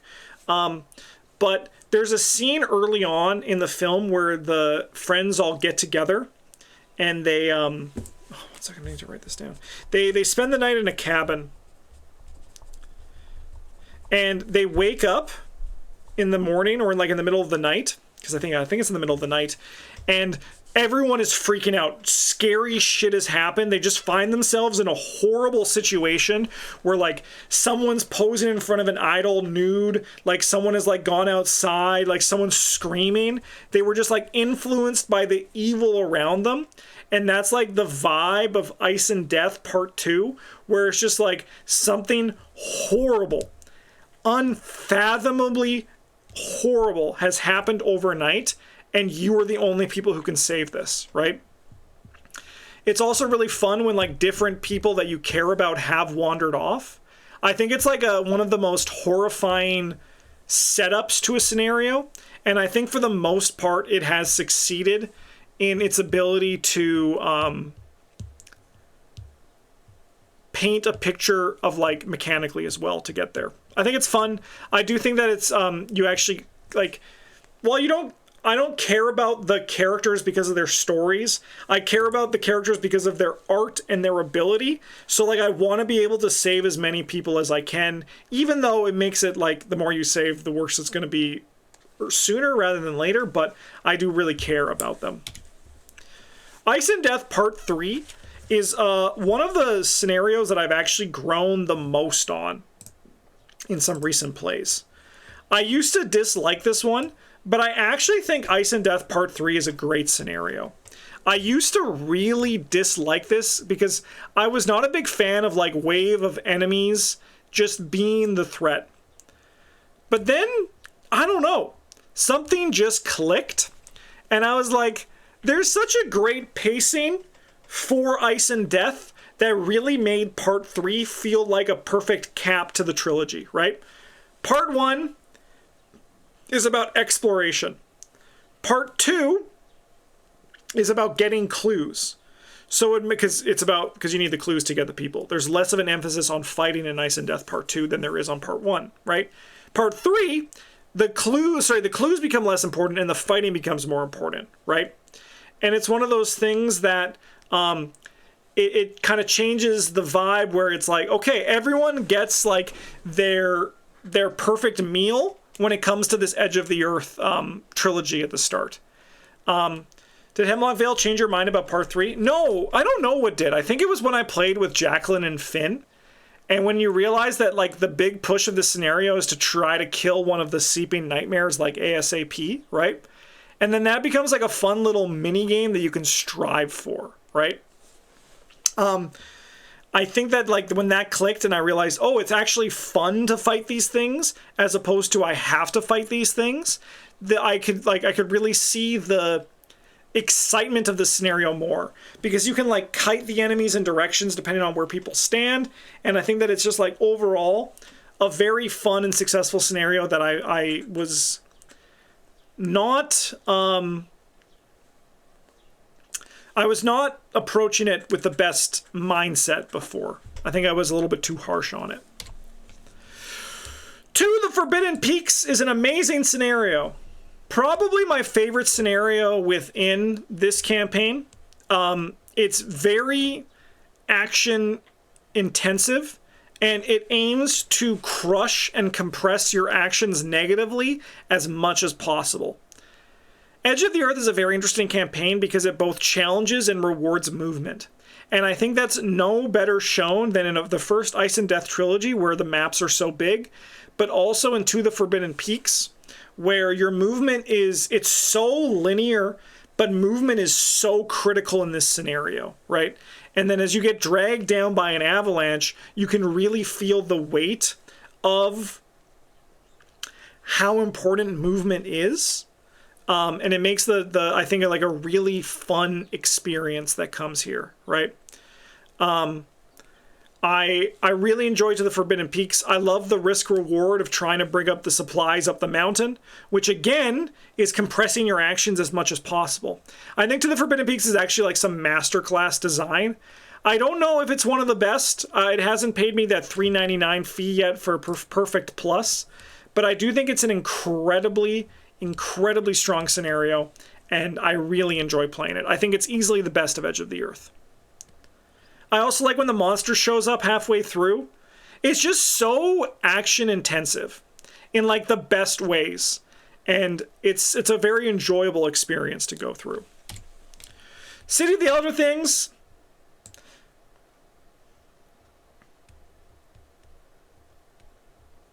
I think it's good. I think it's a good scenario.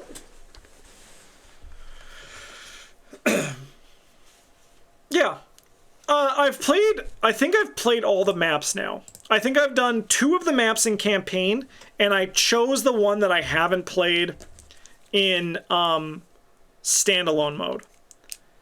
And while there are differences, I feel like overall the differences weren't crazy. Like, weren't crazy enough for me to really, like, be like, oh, okay, I really want to, like, try this one. I'm just kind of, like, happy with whichever one I get, depending on who dies in the plane crash and who didn't, right? But what I like about City of the Elder Things is that it's just a fun scenario. It does have some slight issues where scaling is a little bit worse, where movement is easier for cloovers but not as easy for fighters, and I think I wish that was fixed. I think I could like kind of like knock a little mark on that one for that. It's a little bit unfortunate, but I still think that as a whole, City of the Elder Things is just a good Arkham experience. I love the locations where you can like find the keys, then if you hold the 2 keys you get a reward. That provides a really fun like fantasy feeling of actually being able to hit that, which I think is super super rewarding when it does come, right? And yeah, I think City of the Other Things is just good. It's been a while since I played Edge of the Earth, so I don't really have a lot of new fresh perspective on it. But I think it's a good scenario. I think it's good. Fatal Mirage, I do not think is good. I'm going to put this one in annoying. So the issue with Fatal Mirage is that it just feels so unnecessary, right? Like, I understand it's really cool and it gives us a nice glimpse of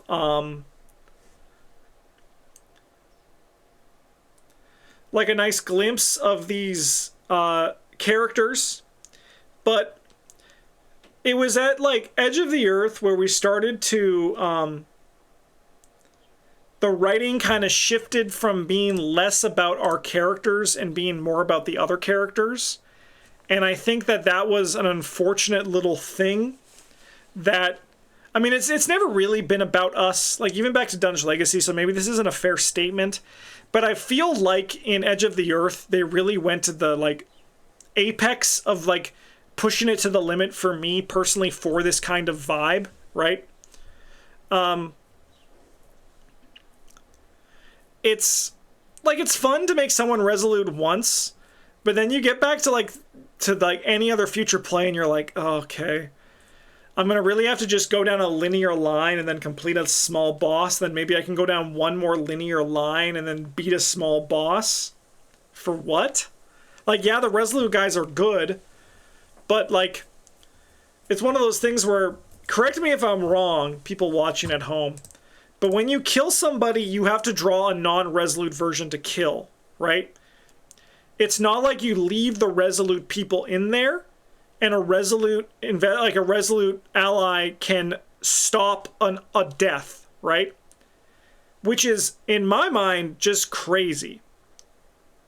A resolute should totally just stop it, because then there's another reason to go into Fatal Mirage. But I think as a whole, Fatal Mirage just feels very flat.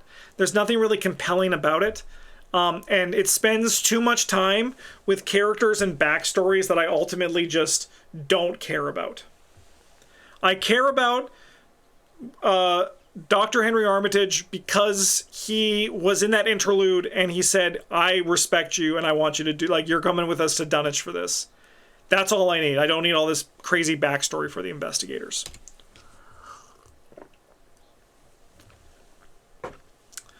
Alright, I think Heart of Madness Part 1 is good. And I think Heart of Madness Part 2 is unfortunately just annoying. Heart of Madness Part 1 is good because it's just a nice traditional Arkham experience, right? The seals are fun, it's fun to explore the map. The map is big, but I'm not here to criticize that. I have I mean, we record on camera and I can make it work. But like, it is big maps, but at the same, I'm not gonna, like, I think the designers should be able to explore big ass maps. Like, I think that should be something that they can do. Yeah. So, but I think like it's a fun map to explore. It's fun to get the seals. It's fun to try to power up as many seals as you can. I like that it was split into two because it does feel like two separate scenarios for like Heart of the Madness Part 1. But then we get to Heart of Madness Part 2. And I think that this scenario, you guys know I'm going to say it. You know what it's time for. Give me an R, give me an A, give me an M, give me a P, right? My least favorite thing is this goddamn ramp. I just, like, hate it. I hate this part of it. There was, and I can't even describe the anger that I felt, how annoyed I was. I was ticked off. My toy ticked me off. When we got all the things sealed, and we still had to do the ramp. Back in the day in Arkham, maybe not even back in the day, but it just feels like it. If you completed your objective, you would not have to do the shitty part at the end of it, right? You would be able to, like, circumvent that, right? And unfortunately, you always have to climb up the ramp because Kensler always has to have her little moment. Even if you fully follow her thing and fully complete things, Kensler has to become the darkness or whatever it is. And the map switch, especially, okay, like, I know I just forgave the fact that the map was big, right? But it's inexcusable to me for a map that big to have a switch. I can forgive, I mean, I can't forgive. I was going to say I can forgive the Hemlock map switch. Don't want to spoil too much. But that goes into a big map as well. Maps, if you do a map switch, it should be teeny tiny. That's kind of like where the map switch from the Dream Eaters is kind of like, okay, because those maps were smaller, so, I don't know. I just don't hate it. I do like the Unnameable Madness or whatever it is. I think it's actually a cool design for this spreading ichor that kind of goes everywhere. It feels very video gamey as well. I think it's a good final fight. I just wish that it was a little bit easier to do functionally, right? Like, it's a little bit easier to, like, to evade them, because you kind of just like, okay, you don't exist, but really only like 2 or 3 of them actually matter, right? But, I hate the ramp. I think that this is like, it's a bad ending, I think. I think it's even worse than Shattered Aeons in terms of things for me. Just knowing, so like, as you can see, I'm actually pretty positive on Edge of the Earth, right? Like, I'm actually, like, pretty positive. Like, we're actually all up in this good to amazing half pyramid over here, right? But Heart of Madness Part 2 and knowing I have to set up the ramp, climb the ramp just to get out there, makes me want to play the campaign less. Alright. Okay, I'm going to say something. It's going to sound, I have to just say, because it was in my head. Speaking of wanting to play the campaign less, let's start talking about the Scarlet Keys.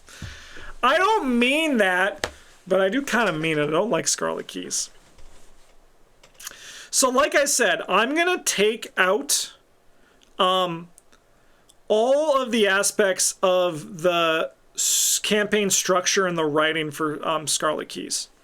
Because we're going to talk about just the scenarios, because I actually don't think the scenarios are that good. I've recently played this one again to try to find, without a trace, the secret ending. And I can tell you right now, I got the secret ending. Well, no.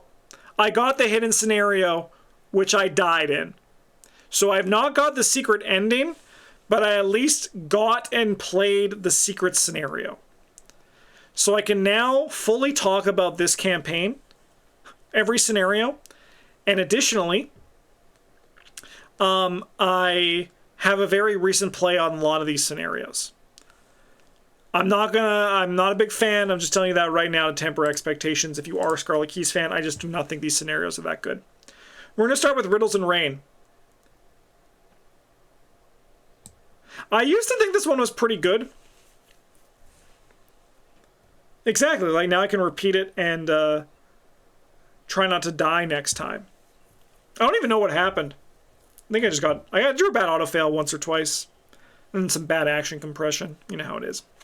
Blame the pilot, not the plane.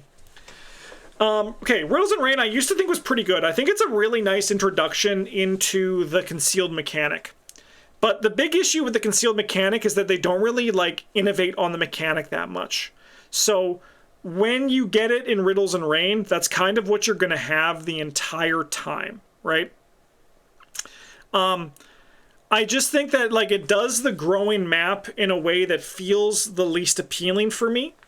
And especially now after seeing some of the other opening scenarios, Hemlock doesn't have an opening scenario, but like Drowned City does.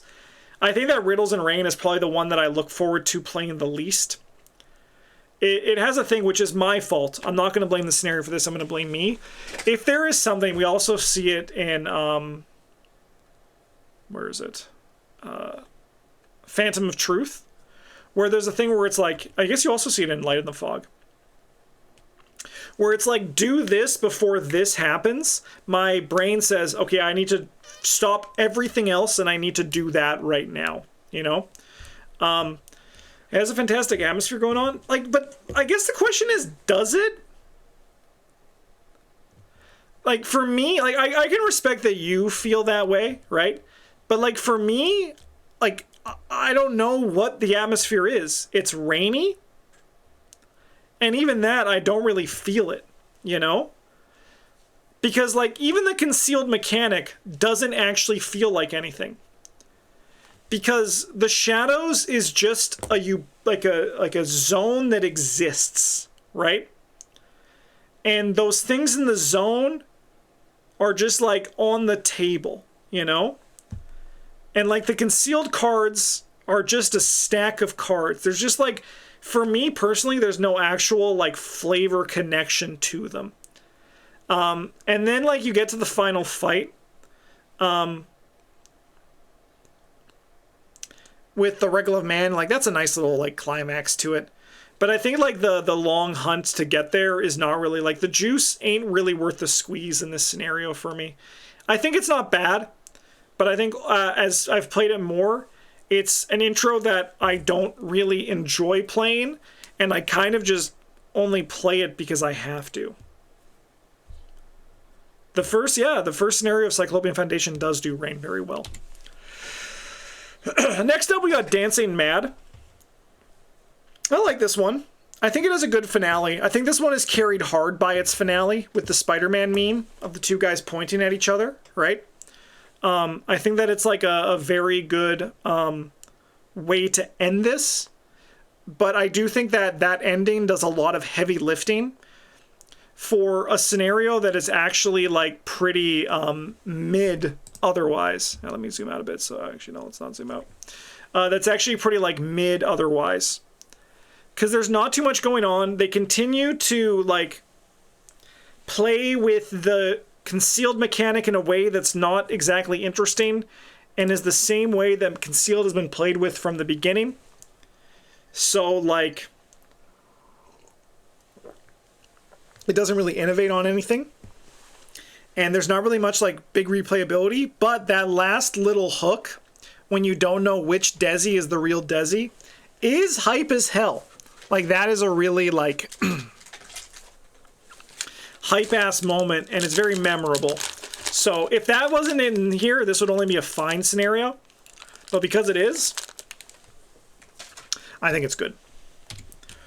Alright, Dead Heat, I think is a great scenario. I think it's also the only scenario in Scarlet Keys that I would actually say is great. I want to save the civilians. I think that Amaranth is a pretty spooky villain. I like the bigger enemies that can show up in here. I like the designs on the skeletons where you can evade them as a lightning bolt, but if you fail, bad things happen. I think that there's a lot of cool things in there that make Dead Heat a really fun scenario. It's the only scenario in here that I really like look forward to playing. It's usually the one I beeline to first to play. It's probably my most played Scarlet Keys scenario, and I think it's because it actually is legitimately really good. Yeah, I think that Dead Heat is very nice. Her key is also really good if you can earn it through this one, which I think is really sick. Yeah. Sorry, I don't have too much to say about the Scarlet Keys ones, because my thoughts are pretty negative for the most part. Dealings in the Dark, I think, is good. I think it's a good scenario. I think it's like a fixed version of... Well, I don't want to say fixed, because I don't hate Echoes of the Past, but I don't like it. But, like, it's a much better version of Echoes of the Past. It's like a similar flavor, you know? I hate the map switch, where they say, take the map away, but keep it in its exact orientation. No, just leave that map there. Just put text on the action agenda. It's like, you cannot move into this location. I do like the variance and how the market is set up. I think that's really cool. Like doing it through a token pull. I think that's like a really neat way of providing some variance, and I think that the designers should be commended on that. I think that that's a really cool way of going about it. I think Esche is kind of nice. There are a few memorable enemies in this. And I think that this is a scenario that actually does play with Concealed in a way that is somewhat interesting. So I also got to give Dealings in the Dark's prop for that. But I think it's still just missing that like big hook that really pushes it up to the next level for me. I think that's like one of those things where this is something that Beard and I have talked about, where a lot of Scarlet Keys could have just used, like, benefited from more time in the oven. But I'm pretty sure Scarlet Keys was a COVID campaign, right? So maybe that means it'll be harder for, like, group design sessions or for those things to happen. But yeah, I think that the for the most part, the characters are really good. Like, I think Esche is really good. I think Amaranth's very good. I think yeah, all these guys are really nice, but I think the scenarios are kind of just like, I think more thought might have had to go into the structure of the campaign as opposed to the scenarios themselves, and I think it kind of feels that way.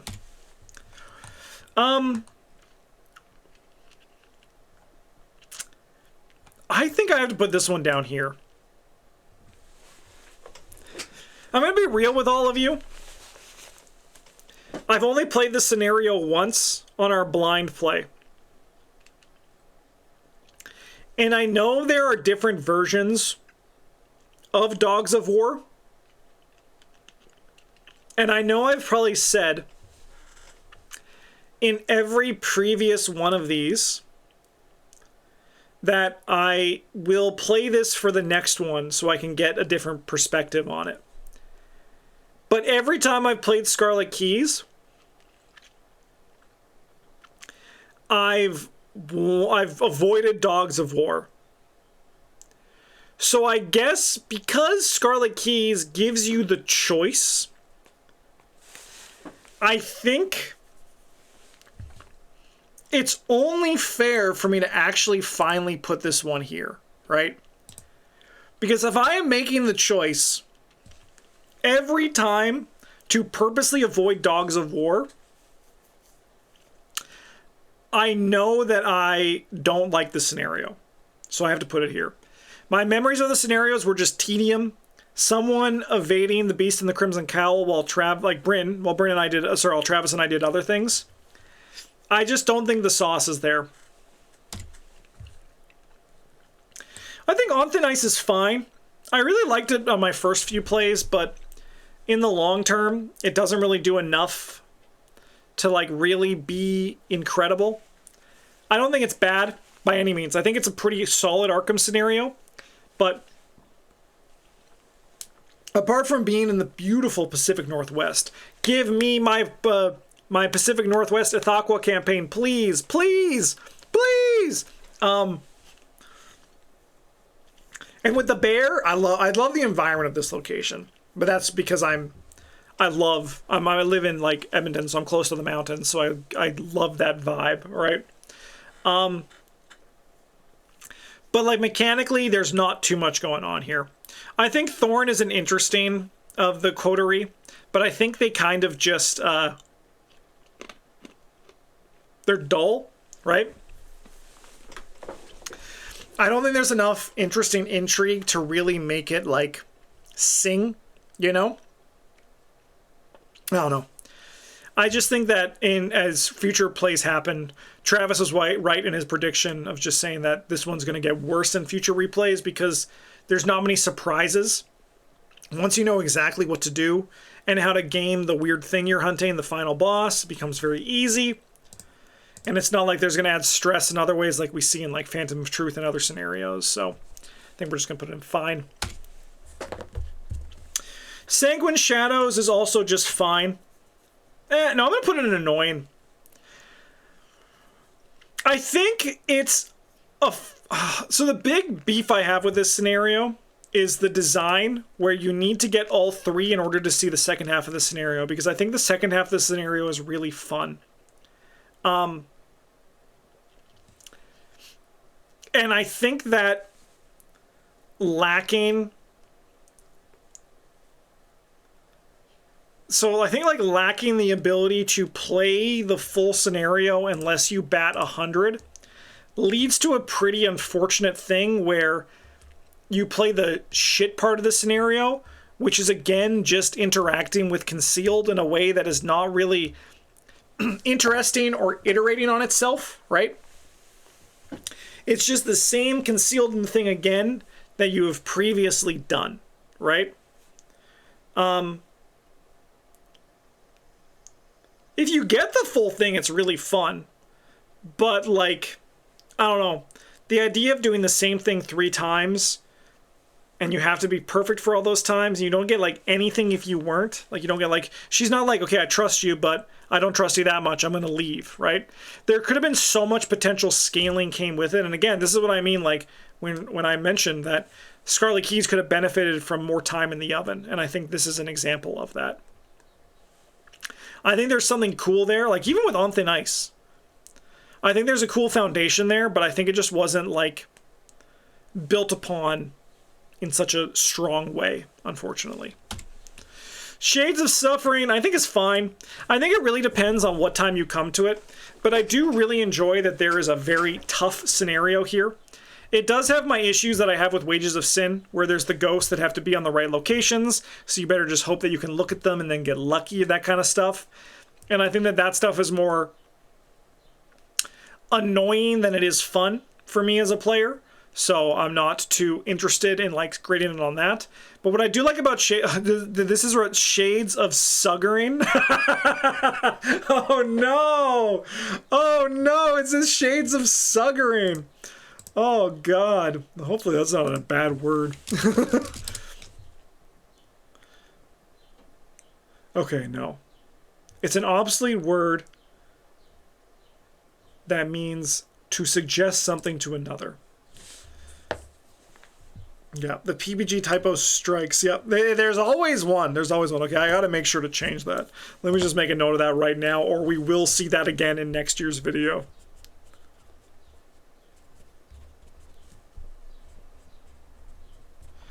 I promise you, if I don't fix that today, like at the end of this video, we're not going, that's going to be here next year, and I need to fix that. But yeah, it's fine. Like, I like how difficult it is. I do like that it feels a little bit unfair. It's fun to build it. I remember when I brought Lily and Rex with a limited collection there, right? And people were saying I wasn't going to be able to beat the final boss, and I did. And it felt very rewarding. And I like having those in an optional format that we have in Scarlet Keys, which is unique to that. All right, finally I can talk about Without a Trace. Finally got there, played the scenario, and lo and behold, it was pretty much just the exact same thing that I already experienced in the Congress of Keys final scenario.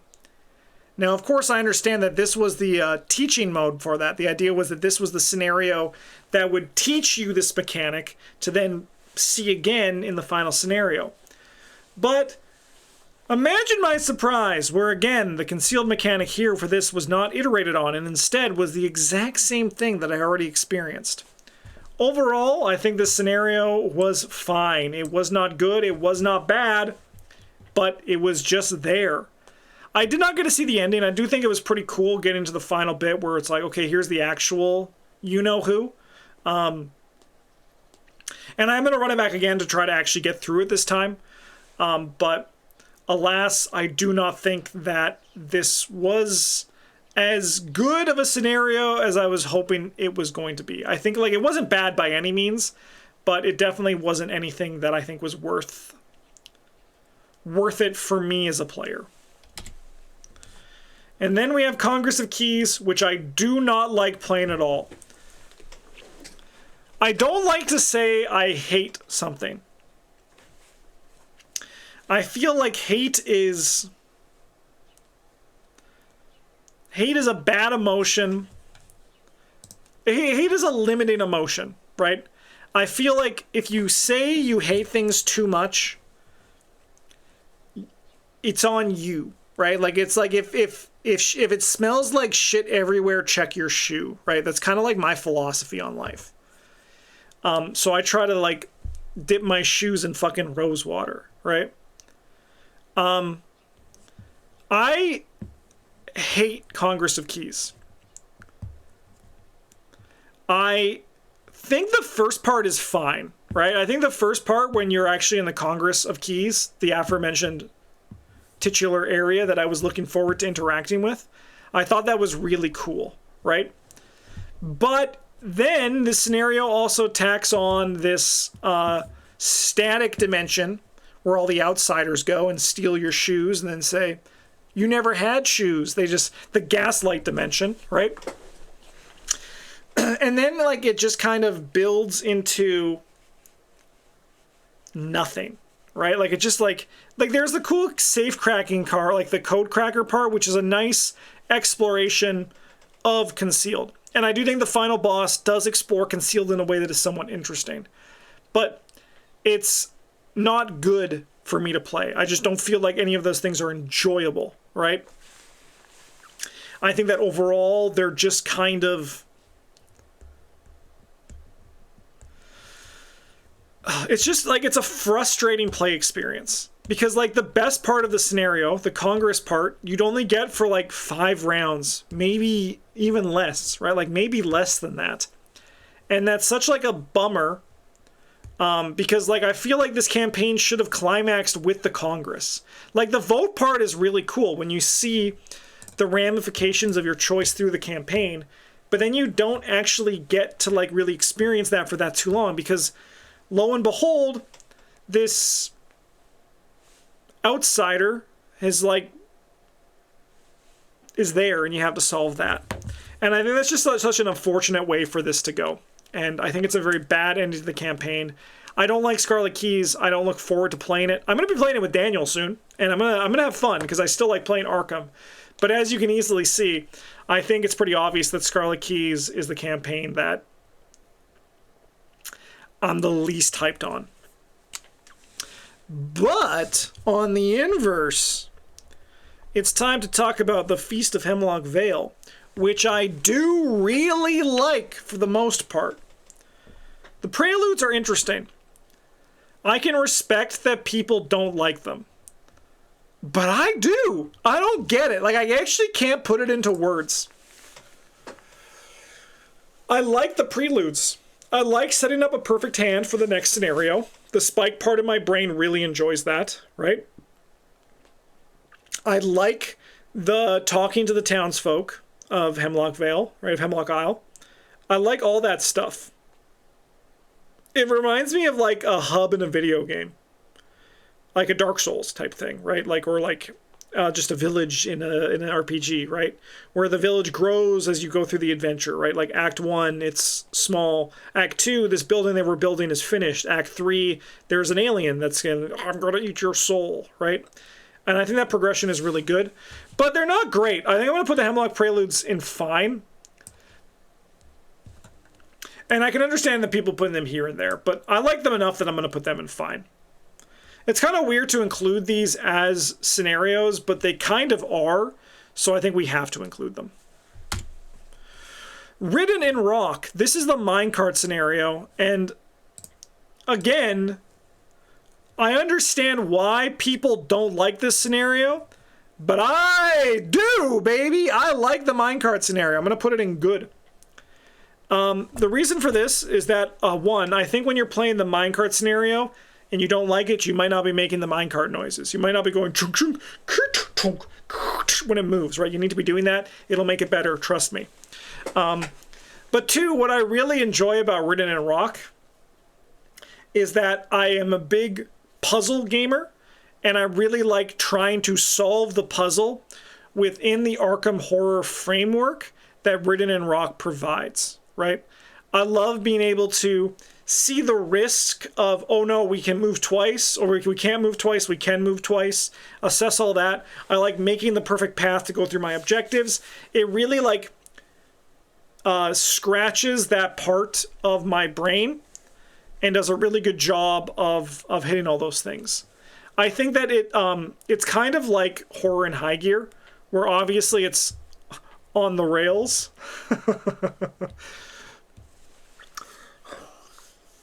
But it's like, I think like a less feeling on the rails because you don't need to do as much work with like map upkeep. Yeah, you have to set it all up and it can be a little bit daunting, but this is actually something I've said because I've played a lot of Arkham. I have that privilege where,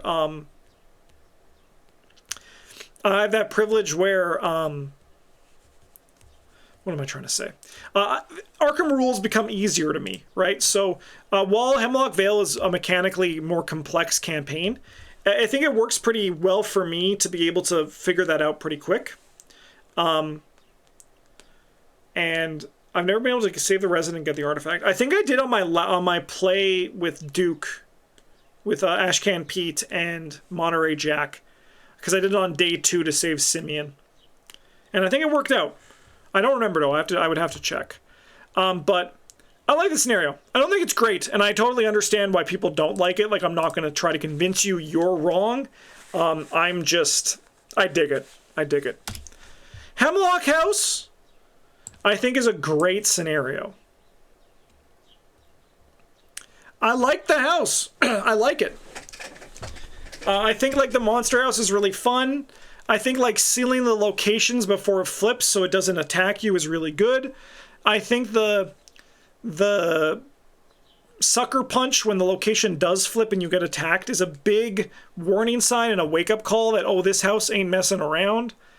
I like deciding between beating up the house versus sealing the house. I think there's some really fun stuff there.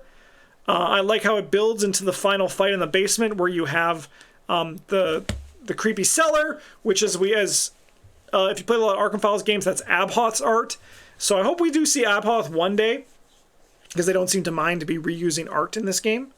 But I think that like it's a nice climax to the scenario to go into the basement to try to fight things. I think the way that the monsters scale depending on what floor they're on is really neat. I like that the houses you destroy things can kind of shift and shrink. It really truly does feel alive. I think that it's a great scenario and I enjoy playing it. I've played it in my last 3 runs. I also enjoy how, before we go that, last 3 runs, and like Scarlet Keys, you can choose which scenarios you play. So, if I keep choosing to play Hemlock House, I know I like it. Additionally, I do think that the way that the game's this scenario scales depending on what day it is that you're playing it, I think is very nice as well. I think it's very strong for that. Silent Heath, otherwise known as the Bug One. This one is an amazing scenario. I love this scenario. This is another one I've played in my last few times that I've come through this. So what do I like about this scenario the most? The vibe, the theme, the feeling, right? The realization that when you grab the remains and you have this like fossilized, hardened husk of like a child, is that kind of creep factor that we haven't really seen since the certain aspects of Before the Black Throne, right? I think the bugs are a cool enemy, and then when the bug queen shows up, right? Like, I think there's a lot of cool stuff there. I think that, like, the horror or damage that the corpses deal to you until you can get them, like, somewhere safe is really cool. I think the big thing for this one, and the big thing I like about Hemlock as a whole, Hemlock feels like a video game where there's, like, different areas you can go to, and they each have, like, a different hook, right? And I think that, like, the hook for this, like, and like the vibes are really good in all these, and this one just feels like you go to this place where there's like ash and sand everywhere, and like it's like there's this weird shimmer, and it just feels really uncomfortable, right? Like it like puts a little bit of like a fight or flight feeling in the back of my mind whenever I'm exploring it, and there's not many vibes that I like. That's not many scenarios that give me that sort of vibe, so I really like it because of that. Lost Sister is another amazing scenario. I've enjoyed it on all my replays. It has a catacomb-style map building, but I guess it's actually more of an Into Deep-style map building, but it has that kind of vibe to it, right? So there's a lot of like replayability in terms of when you get the locations, where you get the locations, how you get the locations, all that kind of stuff, right? I also am still a big fan of the feeling of dragging the big crab into the light so you can then start actually dealing with it. I love the lobsters that you can only ping down 1 damage at a time. I love that, like, again, this was a goal for this scenario, for most of the enemies in this game to be just like animals, right? And I think that this works really well for all these areas that you explore. I think they did a really nice job with that. But this one, like, really just feels like you're crawling through, like, you can smell the seawater, you can smell the crab when he shows up, you can smell the lobsters, you can just like hear the water, you can be in the cave. It does explore night and day differently, which I really appreciated. Again, if you have a mechanic, I think you should iterate on that mechanic. You should try to do that as much as possible to try to make it like feel really unique. And I think Lost Sister does that. I mean, no other really scenario does. But there is good that there's at least one that does do that. Yeah, I think it's a great scenario. Well, an amazing scenario, rather. I think Thing in the Depths is my least favorite scenario of the day scenarios. I would love to know what other people think who've played this one a bunch. Do you guys feel like it sinks too soon? Like, do you guys feel like the bogs sink just like one turn too soon? Because that's like the kind of vibe that I'm getting. Like, this bog is just like, it's like too quick. I feel like locations have sunk and I've only been like playing for like 2 turns, you know? I feel like there should be a bit more time before things sink that way. Hey, Dandon, thank you so much for the Twitch Prime subscription. Yeah, I don't know. I think like the scenario is good. I don't think it's bad, but I think I'm going to put it in fine. I also just very recently, for Patreon, recorded a run of this where I tried to save the turtle. And I do love that if you pluck from the turtle's back, it dies. You do this like escort mission, and then you're like, oh, that's a pretty flower. And then it goes like... You know, like I think that's a pretty funny ending to have happen. I laughed about that. Didn't happen to me, mind you, but I did read the other resolution. But I think overall, as this scenario is kind of just like, I feel like there's a really nice mechanic, but I feel like it just happens like way too quick for me to be able to like really, really love, you know? I don't know, like, I feel like I don't really get an interface with the mechanic enough before the mechanic is already done. The whole sinking bog, like if there was like one more turn on the sinking, I think at least for me, I would have been thinking of this one more favorably. Okay, the night scenarios. I think the night scenarios in this game are some of the best scenarios Arkham has ever seen. I'm going to put Twisted Hollow in amazing. I think that this is just an incredible scenario. Just absolutely nutty how good it is. I wasn't that hot on it on my blind play. I remember I even said that in the video where I was like, I don't really remember this one too much. But now every time since that I've played Twisted Hollow, I have been like, wait a minute, this scenario is gas. It goes hard, it feels creepy, it builds up to this incredible like fleeing from the woods moment that is just like absolutely stellar. The bear shows up the first time. The bear is one of the best enemies I think they've designed in this game from a flavor-wise. Thank you, Annihilation, for your influence for that. Which is that also on that? 1 second. Yeah, I think it's just like a very good thing. And then like I love the lantern. The lantern's very fun to play with. I think the enemies are pretty spooky. I love the return of the pursuit, as I talked about all the way back in the depths of Yoth. About like probably realistically almost 2 hours ago, which is crazy for people watching on YouTube, but that is like the case. Yeah, I think it's just like it's an absolute like banger of a scenario. It's just like has that right kind of perfect tension, and I think the timing for it, like for the Doom and the Doom thresholds, are like the absolute like perfect point for where you'd want them to be. I've enjoyed Twisted Hollow every time I've played it, and I cannot wait to play it again. And then Longest Night, which I think is one of the best scenarios they've ever made. It's very hard. It's very, very difficult. It is incredibly finicky. I'm going to just, like, respect the people who say that Longest Night is a little bit too demanding for them mentally. And I'm going to say that that is an entirely fair assessment. One thing that I try to do is I try to have, like, different players try to be involved, keep track of different paths, right? So, like, someone does west and north, someone does east, someone does south, right? I think that does a good job of making it so that it's a little bit less daunting for you. But that is, once again, providing solutions for a problem that the scenario made, right? So that's just like, I think it's a very fair assessment of The Longest Night. However, with all of that said,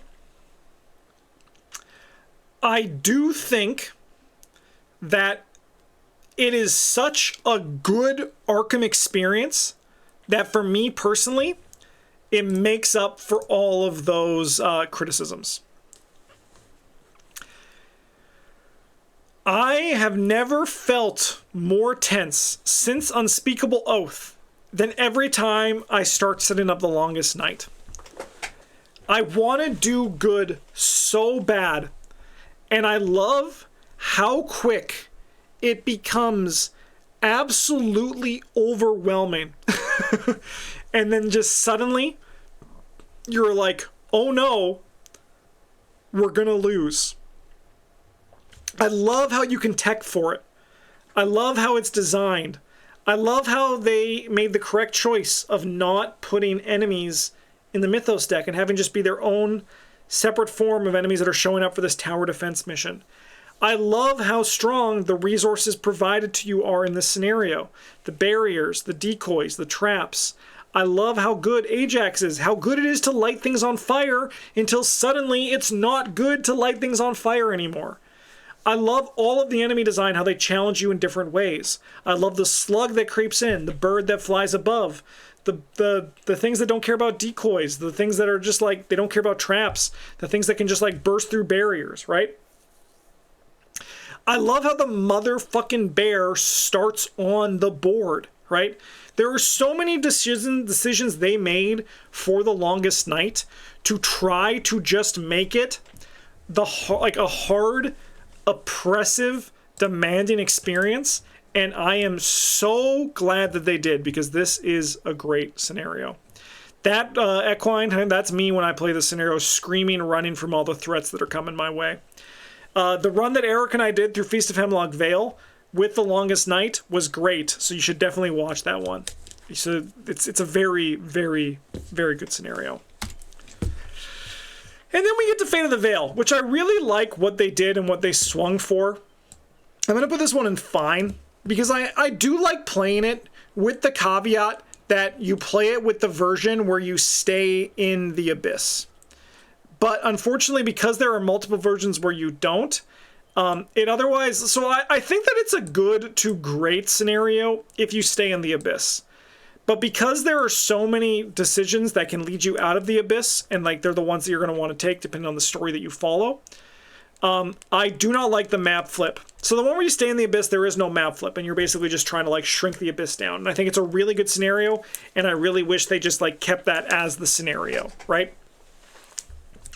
But the problem is that there are so many that don't. There's the Light on Fire, there's the Burn the Place Down, there's the Get the People Safe, and there's like one more above, right? There's three above and one below. I could be wrong on that. But the problem is that there's this big ass map switch where it really ruins the tempo and the pacing that the theme and like the feeling of the scenario are giving you when you're coming into it, right? And I think that's like a big issue with Fate of the Vale, which I was thinking, unfortunately, I can't really avoid in my discussion of it. I really like Feast of Hemlock Vale. When I say it's one of my favorites, I mean it. Because I mean, like, look at what we're cooking with up here. Like, I love it. I love the campaign. And like, yeah, and then also with the fireworks, it's not play tested for like, and I think that's like a big thing too, is that it feels like the getting your personality back feels very possible in 3 or 4 players. In 2 players, it felt a lot worse. I'm about to run this with Eric in the near future, so I'm going to try to pay attention to how it feels for that one, because it might change my thoughts as well. But I think overall, I'm trending lower on this one. I recently tried, my most recent run of this was the Ashcan Pete Monterey Jack, where I did the fireworks, and the amount of actions that were required for it were just unfeasible in 2 players. So I think that's one of those things that anytime they're designing something, I think for like, that requires an action, which I think is good, there should be action tasks on certain objectives. There should be the ability to always do it as a lightning bolt once per round if you are playing with 2 or 1 players, like 1 or 2 players. And I think we also see that in Drowned City as well. Speaking of Drowned City, why don't we move to Drowned City? So you might have noticed, while I've had a lot to say, I also like that Tactus. I do like how Fate of the Vale can reward you for teching against it. You might have noticed I've had a lot to say about the earlier campaigns. That's because I've been playing them for so long, and I've been able to form long-lasting opinions, even on replays. We're going to probably rocket through Drowned City. And like, we're even like with Hemlock Vale, Edge of the Earth, Scarlet Keys, I didn't have as much to say because I haven't played them as much. One day there will be more, but right now it was pretty quick, and Drowned City is going to be the same. I have played up to the Grand Vault twice. And I've played Obsidian Canyons twice. I've played One Last Job thrice. So they're going to be pretty quick here. One Last Job seemed kind of just okay on my first play. But I do actually think it's a pretty solid opening scenario. Mostly, I'm going to put it in great, by the way. Mostly just because that opening, the climax of it, when you get into the bar, and you have to deal with either Sadie or Naomi, right? And having all of the enemies there is such an exciting climax and really showcases that like mobster shootout very well. I like how it builds to it as well, where you can just spend clues to get rid of guys, because you're basically like, hey, I have this information, what can you tell me? He's like, hey, I'll tell you this, buddy, and then he leaves, right? I think that's very, very good in its structure. But This is one that I've enjoyed more on all my replays. I think it's a great opening scenario. And I think very positively of it. And I also had to include Angry Jim Culver here. When he's like, you're going to make fun of me? Well, I'm going to shoot you with my Tommy gun. Western Wall, spoiler alert, get ready for a lot of this. Good scenario. Climbing down the wall is very fun. I like the feeling of it. I've not played it going up. I think it's a hard scenario when you're coming in from the western side. And I think that the enemy design is really good. I think the treachery and enemy design as a whole are very good for Drowned City. I think they challenge you in a lot of very compelling ways. I think the Inescapable, this beautiful motherfucker right here, is a wonderfully designed enemy that actually changes, like a reoccurring enemy that changes the pace for how you approach things. Like approach your turns, which I think is very compelling. And this was his first appearance on the western side, of course. I like how you can have like the suit to, like, I love the expedition gear, and I talked about this in my thoughts on it, where kind of like I feel like the expedition gear are kind of there to help you on the balance for this, depending on the side you come from first, to kind of give you a boost to help balance for the fact that this could be the other side's last scenario, because there are some minor changes. But apparently for Western Wall, there's not that many changes between them. But I think overall, it's a good scenario. It's just a nice Arkham experience. The Drowned Quarter, otherwise known as the Water Temple, is also a good scenario. I have nothing to fault it on. I think the enemy design is very good. The jellyfish, the Medusas are great. The big boss that shows up on the act flipped. I mentioned ages ago that was one of my favorite things, and I enjoyed seeing it there. It was very compelling. I think that, like, as a whole, this is a fun scenario. I like being able to move the water around, how it's going to flood back up on you, and then it's trying to like just use your resources to your best advantage to stay ahead of it. And I think it's a very fun play experience because of that. Yeah, I like it. It's a good scenario. Again, we're going to rocket through these ones, and I'm also going to try to rocket through the standalones because it's almost 3 hours, and my throat is killing me. The apiary, which unfortunately does not have any apes. Oh my god, I'm choking. I think this one is... I think it's a great scenario. The vibe feels very good here. It feels very sticky, goopy, wet. It feels like I'm crawling through tunnels that I shouldn't be crawling through. I've only played it from the western side. I know it's actually different on the eastern side, which I think is really cool. I'm curious to see what, if any, other changes there are on other scenarios going through from east to west. But I know the apiary actually has like a pretty big change. The tender, the apiary tenders, or the chicken tendies as we call them, the guy pictured in the art, are not scary until suddenly they're the most scary thing in the world. I like the cultist export mission. It's skewed a little bit bad for 2 players, as I mentioned earlier. If that action to draw a cultist was a lightning bolt once per round, I feel like it would really help things. But overall, I like the exploration. It reminds me a lot of Lost of Time and Space, which is kind of funny because they're in the same tier. They're just bookending each other. I think that it is a very, very fun Arkham experience, and I think it's a great one. Grand Vault, I include the Inescapable here in the art because this is the scenario where you can potentially kill him. And it's also like the middle scenario of the campaign. I'm going to put this one in great as well. I really like the moving around on the platform. Once again, you got to make the noise. Like where everything just comes into place. If you're not making an onomatopoeia, are you actually like living life? That's the question of the day, and the answer is no. So I like about this one is that you can you're moving around, and where you are and where you position can determine where you can get off. And then you can actually use that positioning to your advantage to deal with enemies as they appear and all that, which I think is very compelling. I think that I think as a whole, what Drowned City does very well is it allows you as a player to have different metrics for what you deem successful, and you can push your luck for various levels of thresholds of victory.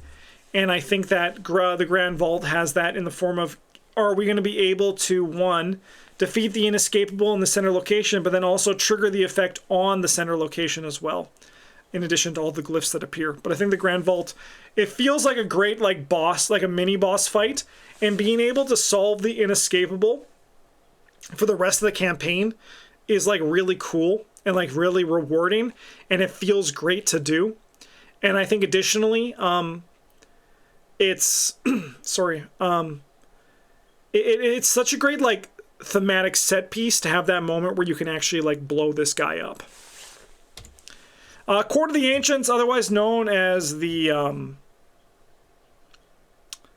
elevator. I think this one's just fine. I don't really remember it too much. I'm going to be replaying it twice in the next little bit. So my apologies, brothers, if you're actually better than that. But I don't really remember too much. I just know there's the elevator. I know there's the big guy under the elevator. Again, this one, like Dunwich, has a lot of Monster of the Week vibes to it, which I really, really enjoy. So I think that that's pretty cool. But I don't remember too much about this one, so I'm going to just put it in fine, because I don't think it's bad, but because I don't remember a certain hook, I think overall it can't be one of like the good ones, in my opinion. At least what I'm doing here today. Obsidian Canyons, otherwise known as Windy City. Pretty good. I think it's a good scenario. I like the way the map moves. I like the enemy design. I like the treachery design. I like how you can like push yourself to try to get the various unlock things. I don't enjoy about how when things get reset on the map, you lose your victory locations. I don't hate it, but it just feels a little bit clunky. Like I feel like they should have factored that into the design, especially if they do it with, I believe, the wind, but they don't do it with a map reset. Maybe it was intentional, maybe it wasn't, but overall, I think that I'm not the biggest fan of that. But I have no beef with the scenario.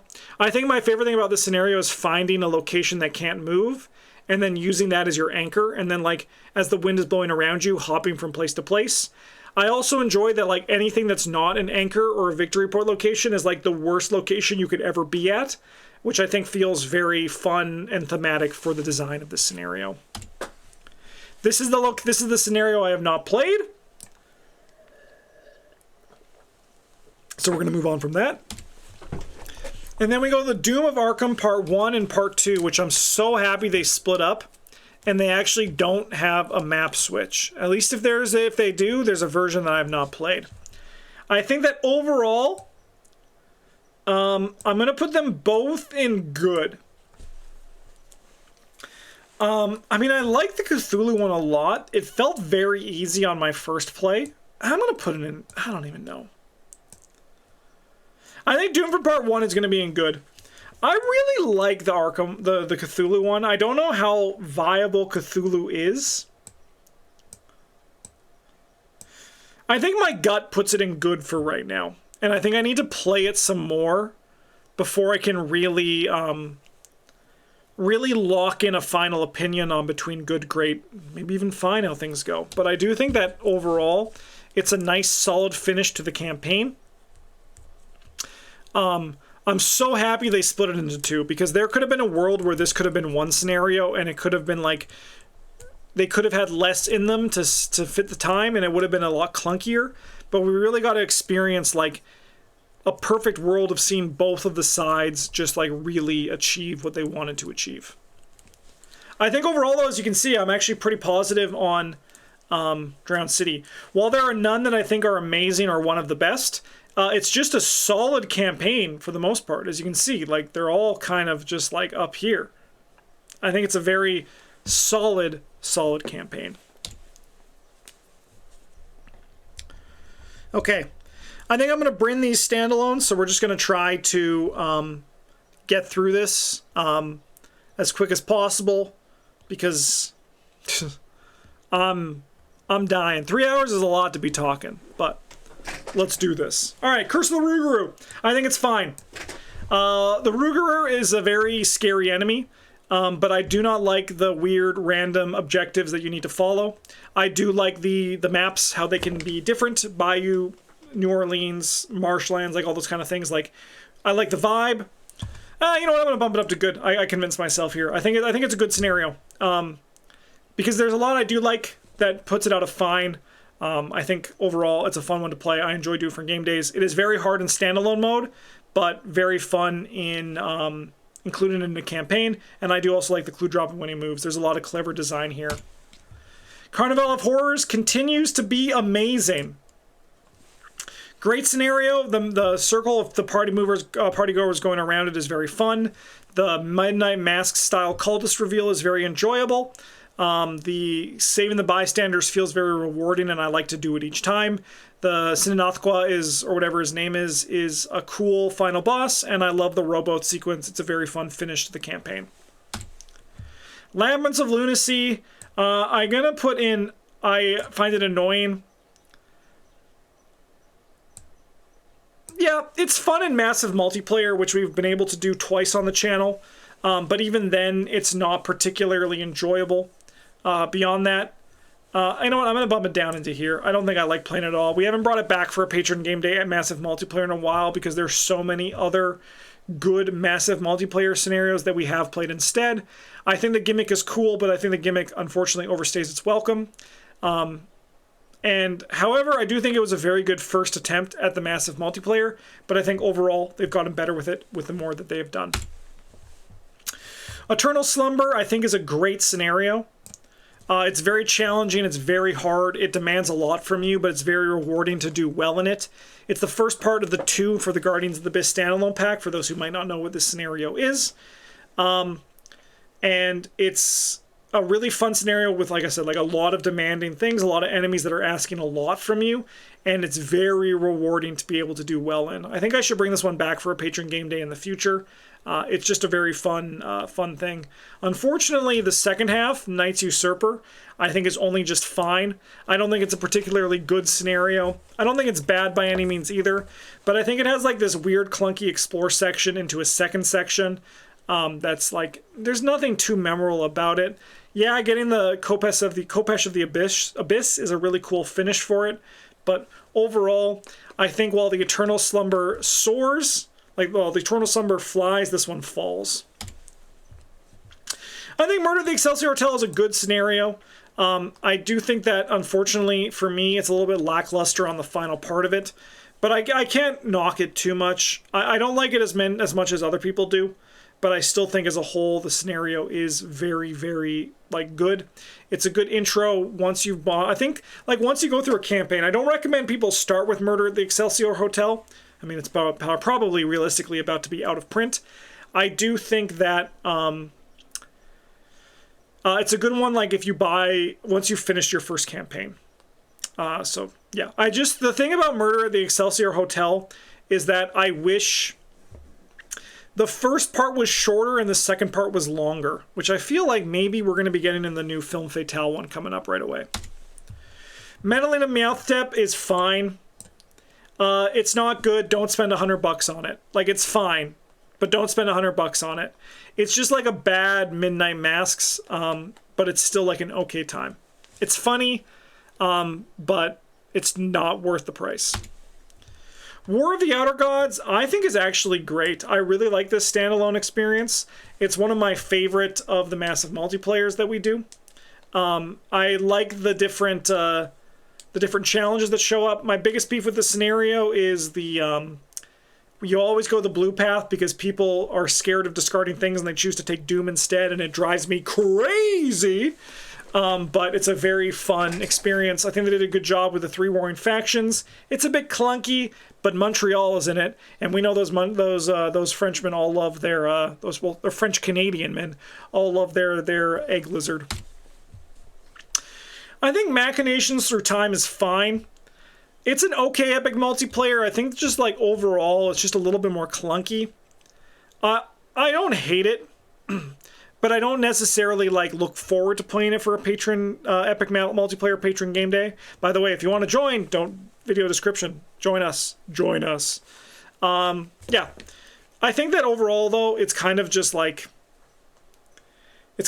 paint by numbers, where Blob and War of the Outer Gods feel a lot more open.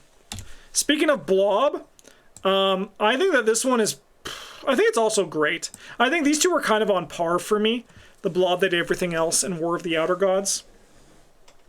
What I really like about Blob, again, is that it's so open, but it rewards a lot of things. It rewards teching against the scenario. It rewards combat. It punishes a certain type of combat. It rewards clue getting. It can eat things randomly with some of the things that show up. I think overall, the Blob That Did Everything is a very great scenario. The story rewards you can get are also really good, and I think that's super hype. Fortune and Folly Part 1 is fine. It's the setup for the heist. The heist should be the good part. And Fortune and Folly Part 2, it is a pretty good heist. I think that the experience, I think it's very overwhelming. I think this mechanically, Fortune and Folly Part 2, is hopefully like the highest amount of complexity for a board state that they're ever going to do for Arkham. I would not want more than this because I feel like this is just like, there's a lot going on and we should just let it be there, but it is a pretty fun experience. I really like the card mechanic, like the card type mechanic in the top level of Treacheries. I think that's really cool. And the gambling is very fun. Midwinter Gala, I've only played twice, but I think it's a good scenario. The allies in it are very fun, and it's a very fun thing to add to campaigns to get to those allies. If you have not played this one, I highly recommend checking it out. I think, unfortunately, it might be out of print, but you can always play it on Tabletop Simulator if you do want to check it out. I think it's a very fun thing. It's very mechanically dense, like Fortune and Folly Part 2, but in all fairness, if there was scenarios that they had to make to be very mechanically dense, I would rather them be the standalones where they can kind of do fun, crazy things with them. Okay. We're finished, chat. It's done. It's done. Okay, let me just move this over slightly so you can kind of see. We have Lost in Time and Space, Devil Reef, and Beyond the Gates of Sleep over here. There's an image down in the video description too if you want to just look at it. But this is my current 2025 scenario ranking. As I mentioned at the start of this video, these scenario rankings might change in the future. We might see retirement of some of these older campaigns. I'm not too sure. I'll figure this out once we know what current is. We do not know what current or legacy are going to be, but I imagine then we'll be able to better form what our content is going to look like. If you enjoyed this, please leave a comment or a like. These 3-hour videos, they're marathons. They're fun to do, but boy, they're marathons. So if you do like them, definitely let me know. But in the meantime, thank you so much for watching. Let me know your favorite campaigns and scenarios down in the video description. I'd love to hear from you. If you want to support the channel and go above and beyond, you can also do so by joining our Patreon, which again, you can find in our video description. In the meantime, thanks for watching. Have a good one. And as always, GG's.